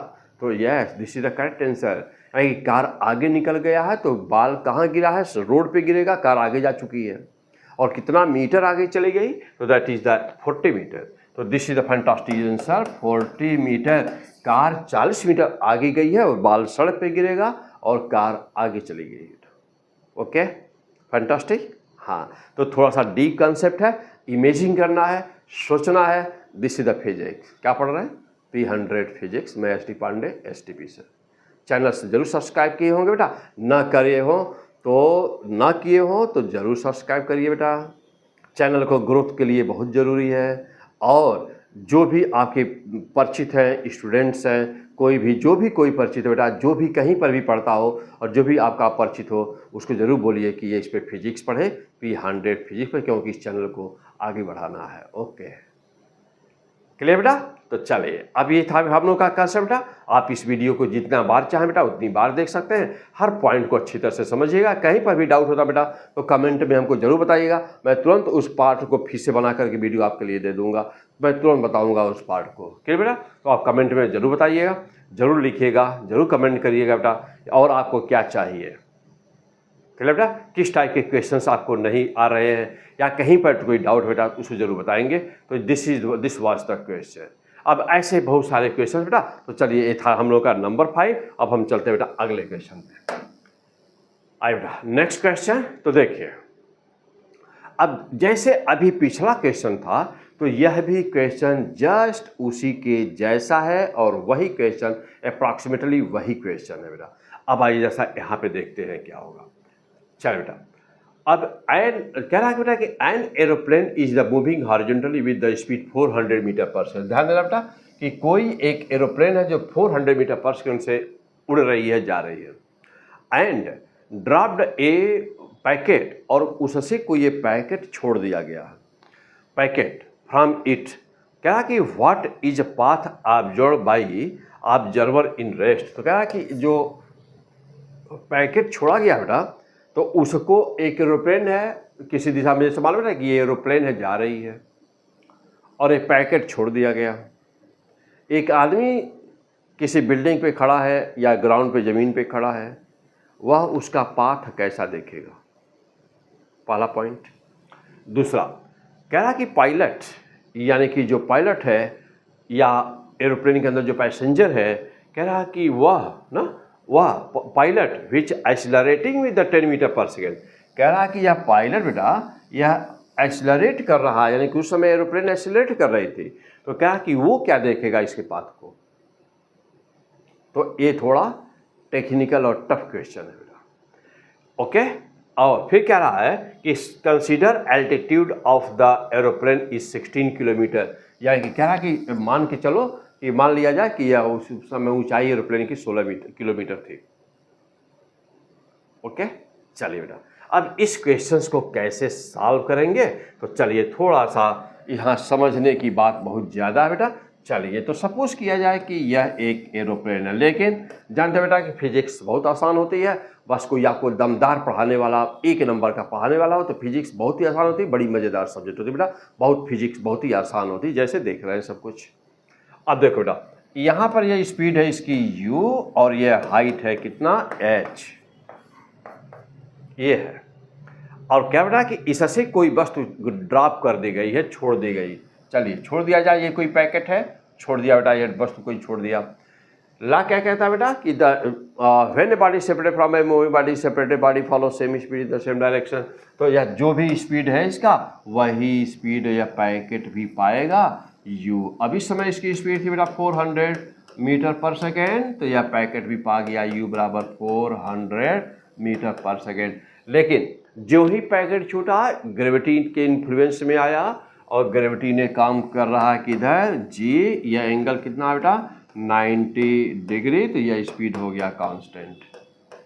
अब जानते हो बेटा इसके बाद क्या होगा, आपको पता है बेटा अभी इसके बाद क्या कंडीशन है, क्या होने वाला है। देखो अब जानते हो बेटा कि जब 90 डिग्री पर हो गया तो यह स्पीड कांस्टेंट हो गया। अब एक एक्सिस पर एक्सेलरेशन है और दूसरे पर स्पीड कांस्टेंट है। मैकेनिक्स का लॉ होता है बेटा कि जब भी कभी भी दो एक्सिस पर कोई बॉडी दो तरह की स्पीड फॉलो कर लेती है तो हमेशा उसका पास पैराबोला बनता है। और पैराबोला हमेशा यदि प्रूफ किया जाए तो तभी तुरंत आ जाएगा y equal to half g x square upon u square करके भी वैल्यू आ जाएगी, पैराबोला का इक्वेशन आएगा प्रूफ करने पर। लेकिन अब प्रूफ करने के करेंगे और तब बताएंगे पैराबोला बनता है तो टाइम लग जाएगा। तो ऐसा कुछ भी करने का नहीं, तुरंत देखा स्पीड एक एक्सिस पर स्पीड क्या है, एक एक्सिस पर स्पीड कांस्टेंट है, दूसरे एक्सिस पर क्या है, दूसरे पर कांस्टेंट एक्सेलरेशन है। जब भी देखा बेटा कि दो एक्सिस पर दो तरह की वेलोसिटी फॉलो हो रही है तो पाथ हमेशा पैराबोला बनेगा। पैराबोला बनने का नियम होता है बेटा कि या तो उधर बनता है जिसका पावर कम होता है, और पहला नियम, और दूसरा नियम है बेटा कि पैराबोला उधर बनता है जिधर एक्सेलरेशन होता है।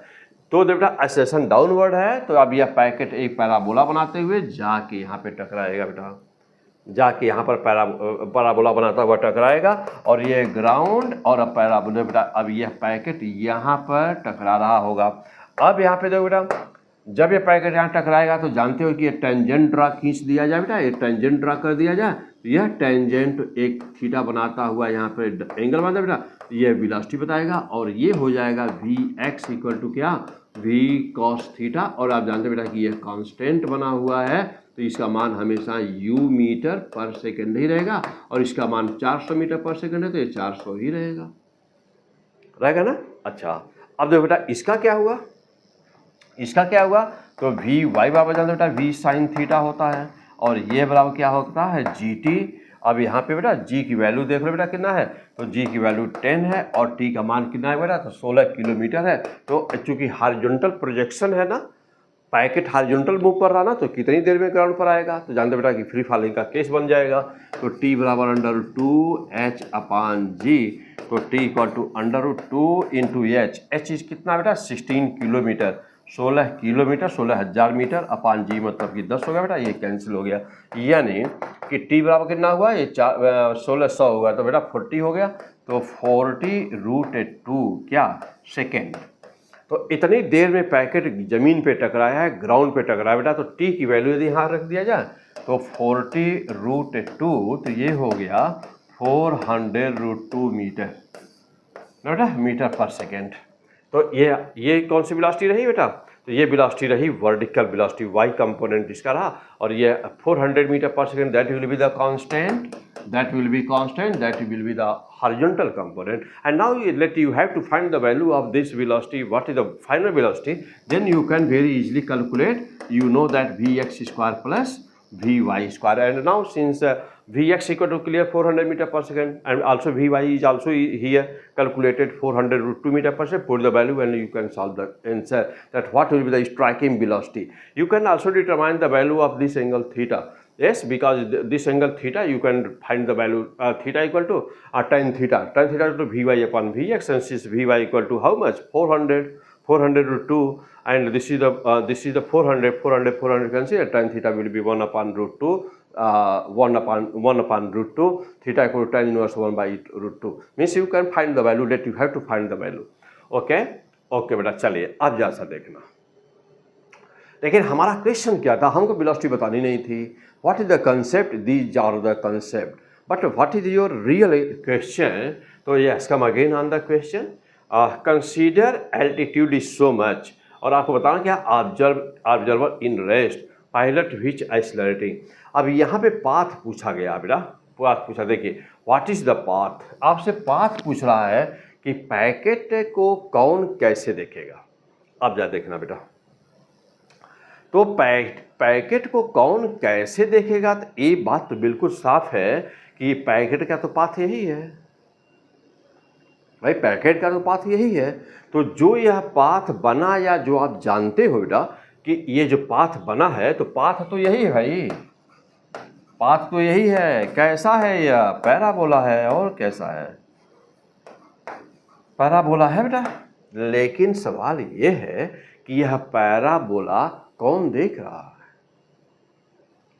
देखने वाले दो हैं, एक ऑब्जर्वर, यानी कि ऑब्जर्वर में जमीन पे खड़ा है, तो a observer standing on the ground means you can say this is the with respect to the ground.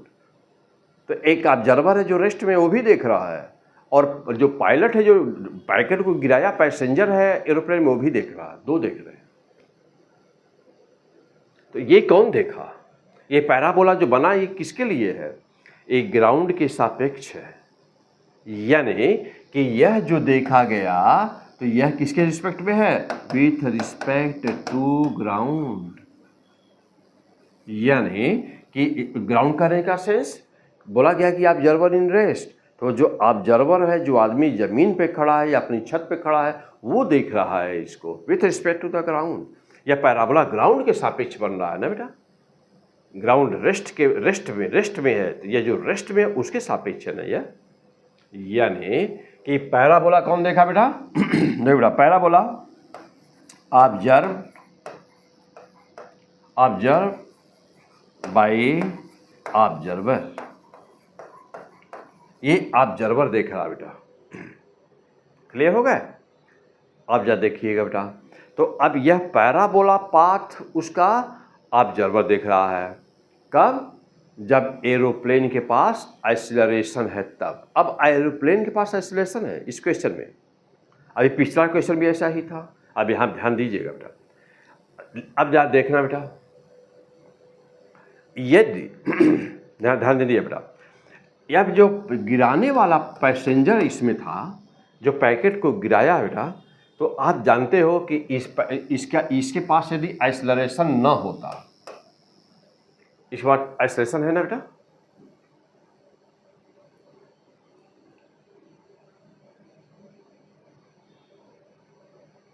हाँ बेटा देखो, तो विच एक्सेलरेटिंग, पायलट एक्सेलरेट कर रहा है, एरोप्लेन के पास एक्सेलरेशन है। अब जब पहले हम ये देख ले बेटा कि यदि एक्सेलरेशन न होता तो क्या होता। अब अपने को आप जैसे मान लो बेटा कि अपने को आप मान लो हमारी जगह पे कि आप एरोप्लेन में हैं, और एरोप्लेन की स्पीड, अब मान के चला जाए कि एरोप्लेन के पास कोई एक्सेलरेशन नहीं है और हमने ड्रॉप कर दिया, छोड़ दिया, तो हॉरिजॉन्टल डायरेक्शन जो एरोप्लेन का था, पैकेट को ही मिला, तो पैकेट आगे भी जाना शुरू हुआ हॉरिजॉन्टल, और नीचे भी जाना शुरू हुआ, नीचे यानी कि डाउनवर्ड अर्थ की तरफ। तो पैराबोला पाथ क्यों बना, कैसे बना, भी बातें हो चुकी है। अब देखो बेटा, जानते हो कि क्या जानते हो बेटा कि यहाँ पर जो स्पीड u बराबर 400 मीटर पर सेकेंड था, तो ये भी पाया 400 मीटर पर सेकेंड। तो जब यदि एरोप्लेन के पास एक्सीलरेशन नहीं होता, तो यह जितना आगे ये बढ़ता उतना ही आगे पैकेट भी बढ़ता। तो जब पैकेट पहुंचा यहाँ, तो यह पैसेंजर पहुंचा यहाँ एरोप्लेन के अंदर, जब पैकेट पहुंचा यहाँ, तो यह भी ठीक पैसेंजर इसके ऊपर ही रहेगा। क्यों? क्योंकि दोनों हॉरिजॉन्टल डायरेक्शन में एक ही स्पीड से तो जा रहे हैं।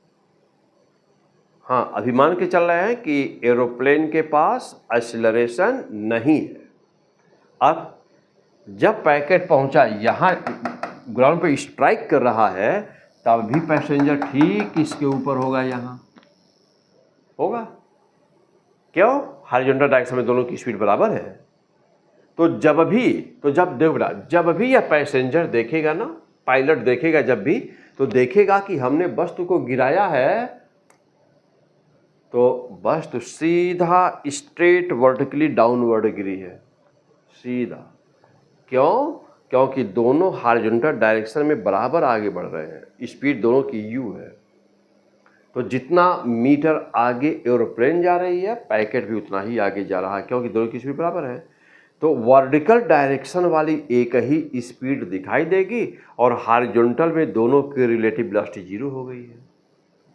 तो जब वो 0 हो गए तो हॉरिजॉन्टल में वो कुछ देखेगा नहीं, और अब वो देखेगा कि हमने छोड़ा है तो सीधा वर्टिकल डाउनवर्ड गिरा है। तो this is the path observed by pilot या passenger in the aeroplane, provided बशर्ते कि एक्सेलरेशन ना रहता तो यदि एक्सेलरेशन न रहता, ध्यान दीजिएगा। अब फाइनल आंसर मैं लिखूं तो बेटा let acceleration of aeroplane equal to 0। यदि एक्सेलरेशन एरोप्लेन के पास नहीं रहता तो यह पैकेट था बेटा, तो पैकेट को गिरता हुआ वर्टिकली डाउन ऐसे कौन देखता? तो ऐसे देखता ना बेटा पायलट। यानी कि क्या देखता? वह देखता कि पायलट ऑब्जर्व पाथ, यानी कि ऑब्जर्व पाथ बाय पायलट। तब पायलट ये देखता, यानी सीधे शब्दों में कहा जाए तो vertical straight line, vertical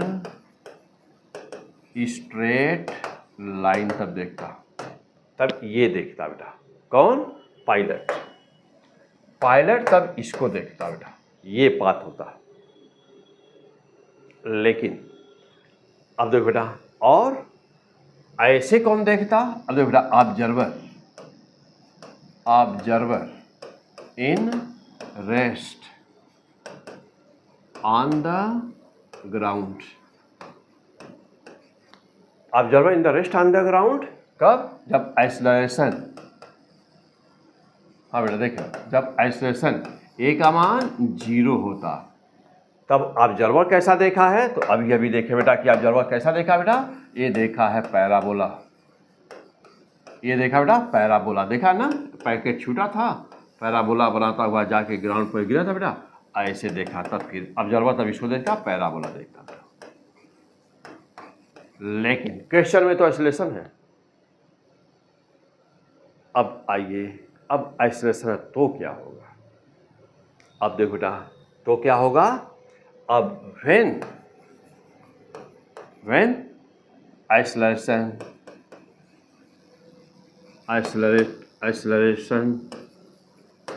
is there, यानी कि जब एक्सेलरेशन होगा तब क्या होगा? अब वेरी फैंटास्टिक, जब एक्सेलरेशन बेटा तो क्या होगा? जल्दी बोलिए, तो क्या होगा? अब फिर से बेटा, अब सपोज करो कि यह एरोप्लेन है और एक पैकेट छोड़ दिया, तो एरोप्लेन की स्पीड जिस समय पैकेट छूटा उस समय स्पीड एरोप्लेन का u था। तो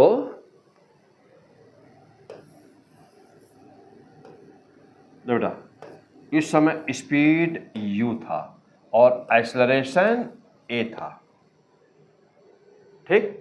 चल बेटा, जो पैकेट छूटा लॉ ऑफ सेपरेशन से यह भी पा गया u, लेकिन ये इसका एक्सेलरेशन तो पता नहीं है, जानते हो बेटा?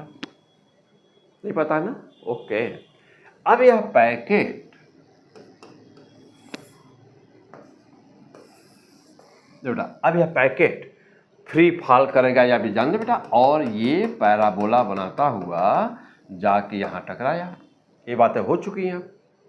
तो यह अच्छा, इसको चूंकि एक्सेलरेशन तो इसके पास है नहीं, और सपोज कर बेटा कि यह हाइट h है, इसने समय लिया t बराबर √2h/g, जो भी अभी हम लोग पीछे कैलकुलेट किए हैं, ये समय लेगा। ओके, लेकिन चूंकि अब इसके पास एक्सेलरेशन है तो जिस समय अब वो सिचुएशन नहीं होगा कि जब पैकेट यहाँ होगा तो पैसेंजर भी यानी कि हवाई जहाज़ भी यहाँ पर होगी और पायलट भी यहाँ पर होगा। अब वो सिचुएशन नहीं होगा, क्योंकि इसके पास जब एक्सेलरेशन होगा तो अब जब यह u से जा रहा है तो ये इसकी स्पीड u + at हो गई होगी ना, इसकी स्पीड बढ़ गई होगी ना, और जब स्पीड बढ़ गई तो आगे निकल गया होगा।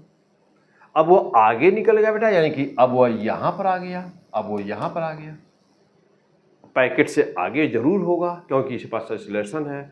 जब पैकेट, देखो बेटा अब जब ध्यान देना, जब पैकेट यहाँ टकराया तो इसका मतलब ये हुआ बेटा ना, यहाँ पे देखना, जब पैकेट यहाँ टकराया तो एरोप्लेन कहीं और होगी।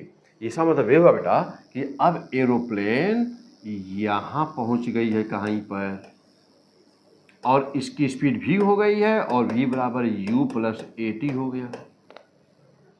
देखना बेटा, ओके, क्लियर हो गए। अब जिस समय पैकेट यहाँ टकराया तो पैकेट ने कितना डिस्टेंस चला, x बराबर ये, इसकी तो स्पीड कांस्टेंट है, s बराबर ut ही चलेगा। लेकिन ये कितना चला, तो इसके पास एक्सेलरेशन था, तो अब जब x एरोप्लेन ने कितना चला, तो ut + ½ at² चला, क्योंकि इसके पास एक्सेलरेशन था। और बात रही पाथ की, तो अब देखो बेटा, अब जो इसमें पायलट बैठा हुआ है, अब पायलट इसको देख रहा पैकेट को, तो जिस समय छोड़ा था बेटा, तो उस समय यह यहाँ पर था और ये यहाँ पे था। अब यहाँ से पायलट जब देख रहा था ये पीछे दिख रहा था, ऐसे दिख रहा था ना। तो जब हम बाइक चला रहे होते हैं, तेज स्पीड से जा रहे होते हैं, तो हमको लगता है कि सड़क और पेड़ पौधे पीछे जा रहे हैं।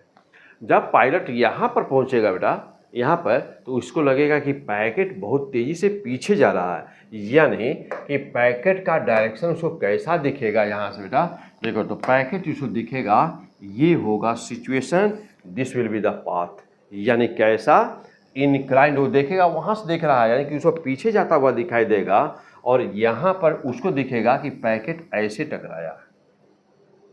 यानी क्या, देखो बेटा, अब ये कौन सा हुआ, ये हो गया, देखो बेटा, अब ये क्या हुआ, एक्सेलरेशन, रिलेटिव वेलोसिटी। अब ये हो गया ना v, x बराबर किसके कौन देख रहा है इसको, पायलट, तो ये देखेगा रिलेटिव वेलोसिटी कितना बेटा, u + at, ओके बेटा।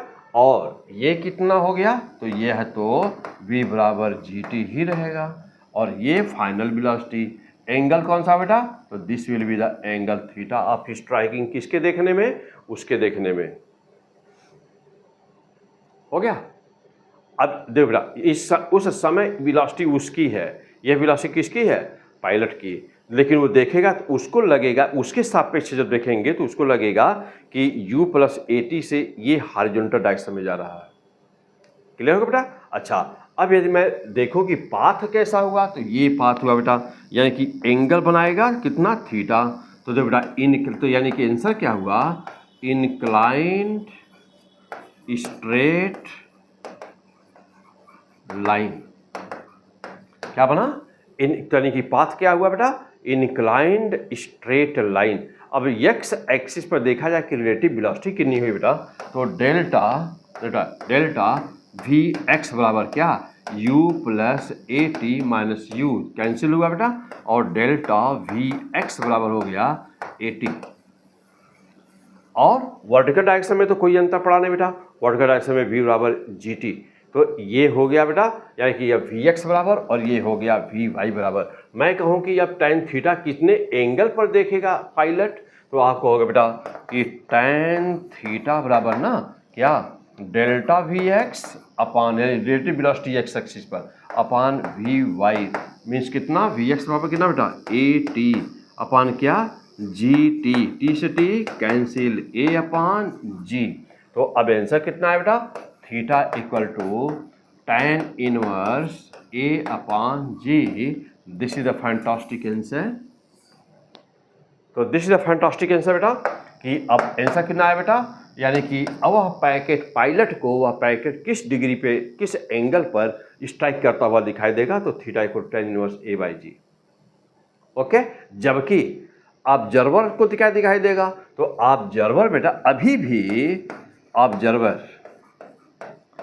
भी ऑब्जर्वर की बात करें तो उसके देखने में तो भाई ऑब्जर्वर रेस्ट में है, उसके पास तो एक्सीलरेशन है नहीं, तो वो जैसा पहले देखा वैसा अब भी देखेगा, उसके लिए कोई फर्क नहीं पड़ता चाहे एरोप्लेन के पास एक्सीलरेशन रहे या ना रहे, क्योंकि ऑब्जर्वर जो देखने वाला है वह तो रेस्ट में है ना। जो देखने वाला बेटा वो किस में है, वो रेस्ट में है, तो उस पर कोई फर्क नहीं पड़ेगा। इसका मतलब ये हुआ कि tan थीटा ऑब्जर्वर के देखने में कोई फर्क नहीं पड़ा, यानी कि पैराबोला वाला ही देखेगा, यानी कि Vy/Vx, और Vy का मान कितना होता है GT, और Vx का मान होता है U, तो यानी कि वो देखेगा theta equal to tan inverse GT/U ही देखेगा, यहाँ कोई फर्क नहीं पड़ेगा। तो बहुत ही डीप फिजिक्स क्या होती है, फिजिक्स क्या होती है बेटा, बस समझना है फिजिक्स क्या होती है। तो this is the physics behind physics. Okay बेटा, ये है कॉन्सेप्ट आपका। अब तो पाथ केवल पूछा गया था यहाँ पे, तो inclined straight line, inclined straight line कौन देखा, पायलट, और ऑब्जर्वर अभी भी क्या देख रहा है, पैराबोला। और जब एक्सेलरेशन नहीं था तब क्या देख रहा था ऑब्जर्वर, तभी पैराबोला। एक्सेलरेशन है तब भी पैराबोला, उसको देखने में कोई फर्क नहीं पड़ता। लेकिन पायलट में फर्क पड़ा, जब एक्सेलरेशन नहीं था तो पायलट देखा, जब एक्सेलरेशन नहीं था तो पायलट देख रहा था कि हमने छोड़ा है, अब बस तो सीधे वर्टिकली डाउनवर्ड गिरी है, ऐसे वर्टिकल, यानी वर्टिकल स्ट्रेट लाइन। लेकिन जब एक्सेलरेशन है तो इंक्लाइंड, क्योंकि आगे बढ़ गया है अब वह, और चूंकि दोनों एक्सिस पर एक्सीलरेशन हो गए हैं, पायलट अपने एक्सीलरेट कर रहा है, और जो गिर रहा है ग्रेविटी जी नीचे है और ए हॉरिजॉन्टल है, यानी कि दोनों एक्सिस पर अब एक्सीलरेशन हो गया है। और जब दोनों एक्सिस पर एक्सीलरेशन हुआ तो path will be straight line. क्यों, क्योंकि जब दोनों एक्सिस पर डिफरेंट वेलोसिटी हुई है तो पाथ बनता है पैराबोला। और जब दोनों पर एक्सीलरेशन हो गया ना, आप सोचेंगे कैसे दोनों पर हो गया एक्सीलरेशन सर, तो एक्सीलरेट कर रहा है एरोप्लेन, लेकिन एरोप्लेन के सापेक्ष देखेंगे तो लगेगा कि जैसे पैकेट पीछे जा रहा है, एक्सीलरेट कर रहा है। तो अब इसके पास भी ऐसे पैकेट को भी एक्सीलरेशन मिला, अब उसको देखने में, पायलट को देखने में पैकेट भी एक्सीलरेट कर रहा है और डाउनवर्ड एक्सेलरेशन जी है ही। तो अब पायलट के देखने में बेटा देखिए यहाँ पर देख रहे बेटा कि U+80, यानी कि अब पायलट के देखने में लग रहा है कि पैकेट एक्सीलरेट हो रहा है, इधर एक्सीलरेट हो रहा है, आज जी इधर तो जी डाउनवर्ड तो है ही, यानी कि पायलट जब देख रहा है बेटा, अब डायग्राम बना दें, जब ये पैकेट है तो अब इस समय पायलट यहाँ पर है जो बेटा, इस समय पायलट यहाँ पर है बेटा, तो यहाँ पर है, ठीक बेटा, और यहाँ से देखेगा और इधर जा रहा है, तब ये देखे बेटा तो अब उसको देखने में लग रहा है ना कि एक्सीलरेशन ये जा रहा है पीछे, और इसके पास में क्या है, यहाँ पर जी है, तो अब इसको ये पाथ दिखेगा, यानी कि अब पायलट को ये दिखेगा बेटा, और ये एंगल होगा जो हॉरिजॉन्टल समय से, ये एंगल कि जमीन पे किस एंगल पे वो टकरा रहा है बेटा, ये थीटा बनेगा, यानी कि अब ये पाथ दिख रहा है बेटा किसको, पायलट को। क्यों, दोनों एक्सिस पर एक्सीलरेशन है, यहाँ पर भी और यहाँ पर भी। ओके बेटा, चलिए, तो ये था हम लोग का कंसेप्ट बेटा, और आ जाइए और आगे देखते हैं बेटा क्या है। तो अच्छी तरह से पढ़िए बेटा, और नेक्स्ट एपिसोड यानी कि अगला लेक्चर भी बेटा जो कंसेप्ट मेकर लेक्चर्स है ना, नंबर 3 पर भी यही सारी बातें रहेंगी, यानी कि यहाँ से ही फिर स्टार्ट किया जाएगा। तो चलिए बेटा, ये थोड़ा सा अच्छी तरह से मेहनत करके समझिएगा इस बात को बेटा, बहुत ही इम्पॉर्टेंट है सारी चीज़ें, ठीक बेटा। आ जाओ, तो फिलहाल हम लोग का क्वेश्चन का आंसर देखा जाए, कोई न्यूमेरिकल वैल्यू तो नहीं कैलकुलेट करनी थी इसमें बेटा, तो अब यहाँ पे, हाँ, तो अब बेटा क्या कि तो बेटा 16 बेटा, तो जब पाथ पूछा था बेटा, तो अभी इस क्वेश्चन में केवल पाथ, अब इसका थोड़ा सा एडवांस फॉर्म हम लोग अभी जस्ट अगले वाले में न्यूमेरिकल आएगा इस पर, तब करेंगे, लेकिन अब इतना अच्छी तरह से तैयार कर लीजिएगा बेटा। और अभी देखें बेटा और कुछ क्वेश्चन है आगे, आइए। कह रहा है कि a bullet fire horizontally with velocity u metre per second, it penetrates a single sheet then loses its velocity 1/20 metre per second, यानी कि 1/20 metre per second, 1/20 velocity loss कर देता बेटा ना, 1/20 वेलोसिटी लॉस कर देता।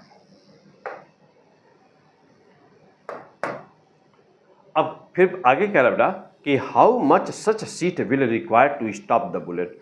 बहुत ही सिंपल क्वेश्चन बेटा, अब इस क्वेश्चन को बहुत आसानी से आप सॉल्व कर सकते हैं। क्या कह रहा बेटा, a bullet fire horizontally with velocity u metre per second, it penetrate a single sheet then losses its velocity 1/20। How much such sheet will require to stop the bullet. अब जरा ध्यान देना बेटा, कह रहा कि यह एक वुडन सीट है, ये लकड़ी की सीट है कोई, और एक बुलेट को बेटा जब हम हॉरिजॉन्टल इसको ना, जब हम लोग हॉरिजॉन्टली इसको बेटा फायर करते हैं तो u स्पीड से, u मीटर पर सेकंड से, तो यह बुलेट जब इसको पेनिट्रेट करके बुलेट बेटा बाहर निकलती है ना, जब ये बुलेट बाहर निकलती है बेटा तो इसकी स्पीड कितनी हो जाती है, लॉस कर देता है ये अपनी स्पीड। कितना लॉस कर देता है बेटा, तो u इनिशियल था और अब इसकी भी स्पीड u/20 ना बेटा मीटर पर सेकेंड लॉस हो जाता है बेटा। यानी कि रिमेनिंग बचा कितना, तो रिमेनिंग वेलोसिटी यदि देखा जाए बेटा, रिमेनिंग वेलोसिटी कितना बचा, तो रिमेनिंग वेलोसिटी हो गई कितना बेटा, तो फाइनल वेलोसिटी v बराबर क्या हुआ, इनिशियल माइनस जो लास्ट हुआ है, तो u/20 हो गया बेटा। अब जा देखना, तो v बराबर कितना हो गया बेटा, तो v बराबर हो गया हम लोगों का 20u माइनस u, यानी कि 19u/20 metre per second. v बराबर हो गया 19u/20 मीटर पर सेकेंड। यानी कि एक सीट को देखो बेटा, अब मान लिया जाए कि ये थिकनेस t है, मतलब एक सीट का थिकनेस t है, तो जब ये देखो बेटा ये थिकनेस या सीट का ना, ये सीट का थिकनेस, यह सीट है वुडन सीट बेटा, यह वुडन सीट। तो एक सीट का जो जब पार करता है बुलेट, पेनिट्रेट करता है ना बेटा, तो u स्पीड से टकराया और u/20 लॉस हुआ, तो बचा कितना, बचा उसके पास u-u/20, यानी कि 19u/20 मीटर पर सेकेंड, इतना बचा हुआ है अभी। तो जब इतना बचा हुआ बेटा, तो ऐसे ही ऐसे ना मान लिया जाए कि ऐसे ही ऐसे कुछ सीट रख दी गई। कितना सीट रख दी गई, मान लिया जाए बेटा ऐसे कुछ नाम दे दीजिए, मान लीजिए ना कि ऐसे ही ऐसे n सीट्स रख दी गई, n सीट रख दी गई, और सपोज करिए कि यह आ करके इसमें रुक गया बुलेट। कहा है स्टॉप द बुलेट, यानी कि सपोज किया जाए बेटा कि जो बुलेट है वह आ करके ये किसी सीट में फंस करके रुक गया। अब इसका नंबर मान लीजिए n है, nवा ना, nth सीट। मान लो बेटा कि हम लोग कुछ सीट रखा था और nवें सीट में आके बुलेट रुक गई। अब बुलेट को हम लोग यहाँ से फायर किए थे, बुलेट को बेटा यहाँ से फायर किए थे और बुलेट आके यहाँ पे रुक गई। तो रुकने का मतलब क्या हुआ कि वेलोसिटी v का मान 0 हो गया ना, वेलोसिटी v का मान 0 हो गया बेटा, यही है। अच्छा, अब ये देखा जाए बेटा कि यहाँ पर ना ये तो फाइनल वेलोसिटी है, ये तो फाइनल, एक सीट के लॉस करने, एक सीट को पेनिट्रेट करने पर वेलोसिटी में लॉस इतना होता है बेटा, यानी वेलोसिटी इतनी बचती है। तो अब ये फाइनल है और इनिशियल बेटा देखिए ना, अब इनिशियल u है, फाइनल इतना है। तो अब एक काम हम लोग कर सकते हैं ना बेटा, क्या कि v² बराबर u² माइनस 2as, ये होता ही है। फाइनल वेलोसिटी कितनी है बेटा, 19u/20 का होल स्क्वायर इक्वल टू कितना, u² माइनस 2 × a × t, क्योंकि एक सीट का थिकनेस कितना है बेटा, t माना है ना, ये t माने हैं, तो यानी डिस्टेंस कितना है s बराबर t, तो s बराबर t। अब इसको सॉल्व करते हैं बेटा, तो 2at बराबर कितना हुआ, तो 2at बराबर कितना होगा बेटा, तो 2at को इधर ले जाया जाए ना, इधर ला दूँ और इसको उधर कर दूँ, तो हो जाएगा u² माइनस 19u/20 का होल स्क्वायर। ले सकते हैं ऐसे, यानी कि हम यहाँ क्या पाना चाहते हैं, हम यहाँ a का मान निकालना चाहते हैं बेटा, a बराबर कितना होगा। तो चलिए बेटा अब ज़्यादा देखिएगा, ये हो गया 400, ये हो गया 400, 400u² हो गया बेटा, 400u² ले सकते हैं। ये देखो बेटा 400 हो गया, 400 का u² ले सकते हैं। अब माइनस से हो गया बेटा 19 का होल स्क्वायर 361 ले सकते हैं बेटा, 361u², और अपान कितना बेटा, अपान हो गया बेटा 400 है बेटा। ये कितना आ जाएगा बेटा? तो ये आ जाएगा 361 ही होगा ना बेटा? हाँ, चेक कर लेते बेटा।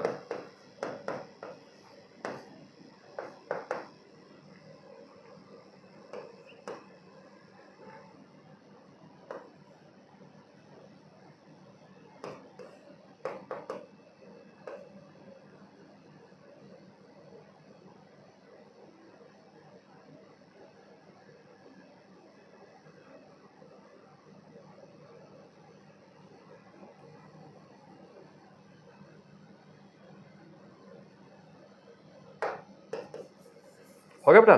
चलिए अब जा देखना बेटा। अब देखो देखा, अब इसको, अब तो ये हम लोग को मिला क्या बेटा? तो ये आ गया हम लोगों का कितना आ गया बेटा? तो ए की वैल्यू आ गया बेटा, कितना आ जाएगा? तो 400 में से मैं 360 निकाल दो बेटा, तो आ जाएगा हम लोग का कितना? 39। तो बेटा ये आ गया 39 यू स्क्वायर अपॉन 400। हो गया? चलो बेटा, अब ये हमको क्या मिला बेटा? ये मिला रिटार्डेशन। ये मिल गया रिटार्डेशन मिला बेटा। यानी कि एक सीट कितना रिटार्डेशन प्रोड्यूस करता है? एक सीट बेटा देखो, एक सीट कितना रिटार्डेशन प्रोड्यूस करता है ना, ये पा गए हम लोग। अब आइए, और अब आगे क्या होगा बेटा? देखो बेटा, अब ऐसी ऐसी कितनी सीट रख दी जाए, माना हम लोगों ने कि एनएमए में क्या हो रहा है? ये फंस जा रहा है एनएमए में। चलना बेटा, अब जब देखिएगा क्या करना है। अब देखो बेटा कि वी स्क्वायर बराबर यू स्क्वायर माइनस 2as। अब एक सीट की थिकनेस t है, तो n सीट की थिकनेस कितनी हो गई? तो वी स्क्वायर 0 हो गया फाइनल वेलोसिटी, इनिशियल u था ही, माइनस 2 इंटू ए का मान अभी अभी हम लोग निकाले हैं बेटा, कितना? 39 u square upon 400, 39 u square upon 400 into बेटा 2 इंटू ए और यस का मान, टोटल डिस्टेंस कितना हो गया? एक सीट का थिकनेस बेटा देखो, एक सीट का थिकनेस है टी, तो एन सीट है, तो पूरी थिकनेस कितनी हो गई? एन टी हुआ ना? एक यस बराबर कितना हो गया? N t. तो यहाँ पे हो गया बेटा एस, एस का मतलब एन टी। हो गया? चलो बेटा, अब एक बात और है, एक बात यहाँ पे और है बेटा, कि जब हम लोग ए का मान निकाले हैं, तो ए का मान अभी 2t भी तो बाकी है ना बेटा वहाँ रखने के लिए, तो इंटू 2t अभी बाकी था बेटा। तो यानी कि अब ए का मान पूरा हो जाएगा 39 यू स्क्वायर अपॉन 2 से मल्टीप्लाई कर दें तो 800t हो गया बेटा। मीन्स कि ए की वैल्यू बेटा जो रखनी है हम लोगों को, तो यहाँ पर 2t से मल्टीप्लाई भी करना है ना? आ जाओ, अब जा देखना बेटा। तो अब ये आ गया 2 से 2 के बेटा ना, 2as, ए का मान कितना बेटा? 39 u square upon 2t into 400। 2 से 2 के कैंसिल कर दूँ तो यू स्क्वायर माइनस कितना हो जाएगा बेटा? यहाँ पे ये हो जाएगा 39 यू स्क्वायर इंटू क्या बेटा?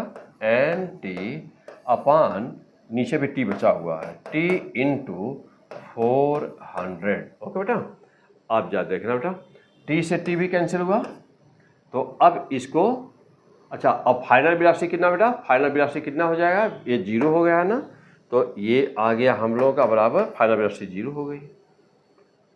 यहाँ तक पहुँच गए सब लोग बेटा।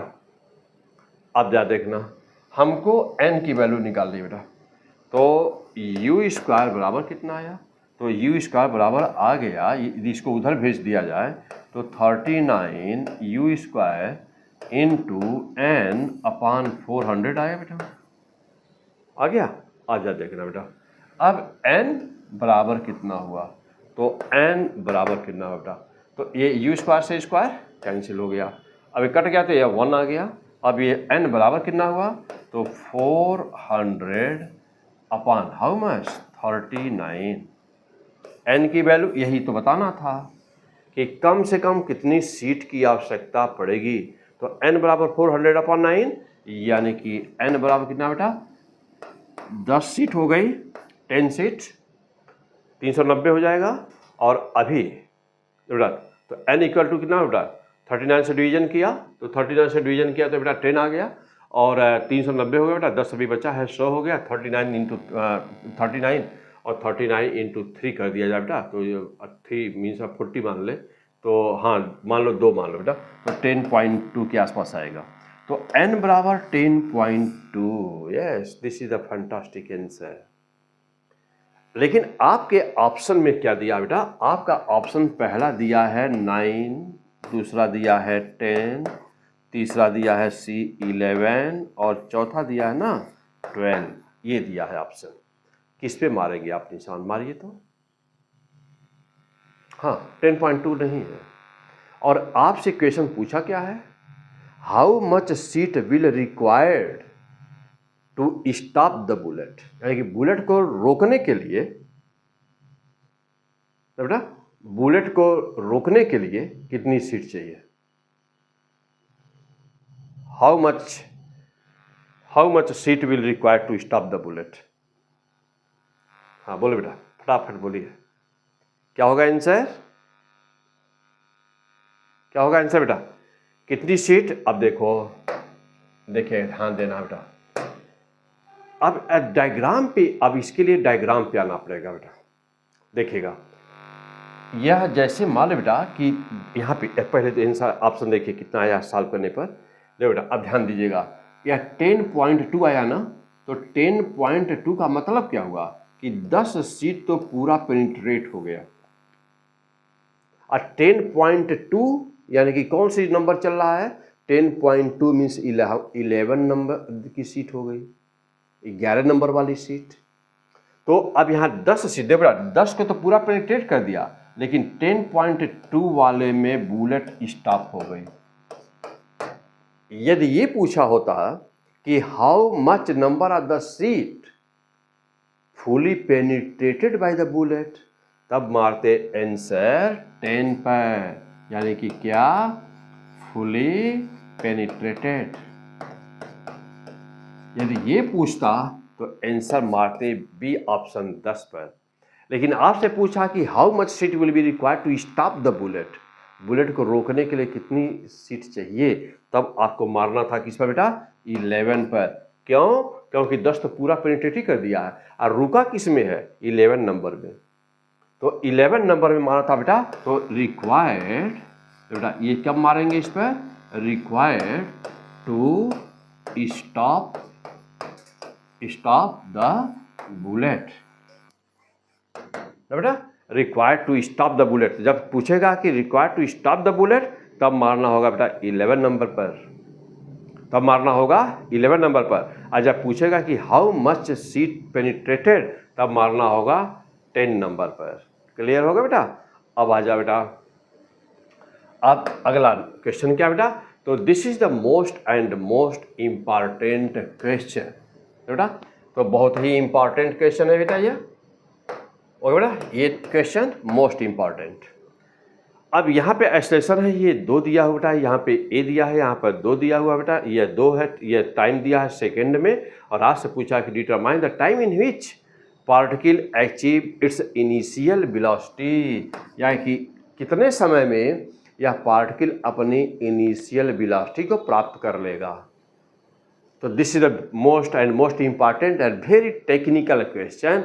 लेकिन इस लेक्चर को बेटा, इस एपिसोड को हम यहीं पे रोकते हैं, और जो एपिसोड नंबर 3 होगा, यानी कि कॉन्सेप्ट मेकर लेक्चर का तीसरा पार्ट, जब तक आप फिनिश करेंगे तो मैं तुरंत ही लूँगा इसको तीसरा एपिसोड बेटा, इसी क्वेश्चन से ही स्टार्ट किया जाएगा। तो फिलहाल अभी इस लेक्चर बेटा यहीं पे रोकते हैं, ओके। और रात ज़्यादा हो गई है, तो हम यहीं पे रोकते बेटा, और फिर हम लोग यहीं से स्टार्ट किया जाएगा, इसी क्वेश्चन से स्टार्ट किया जाएगा। कॉन्सेप्ट मेकर लेक्चर्स नंबर 3 यहीं से स्टार्ट होगा। Okay, best of luck.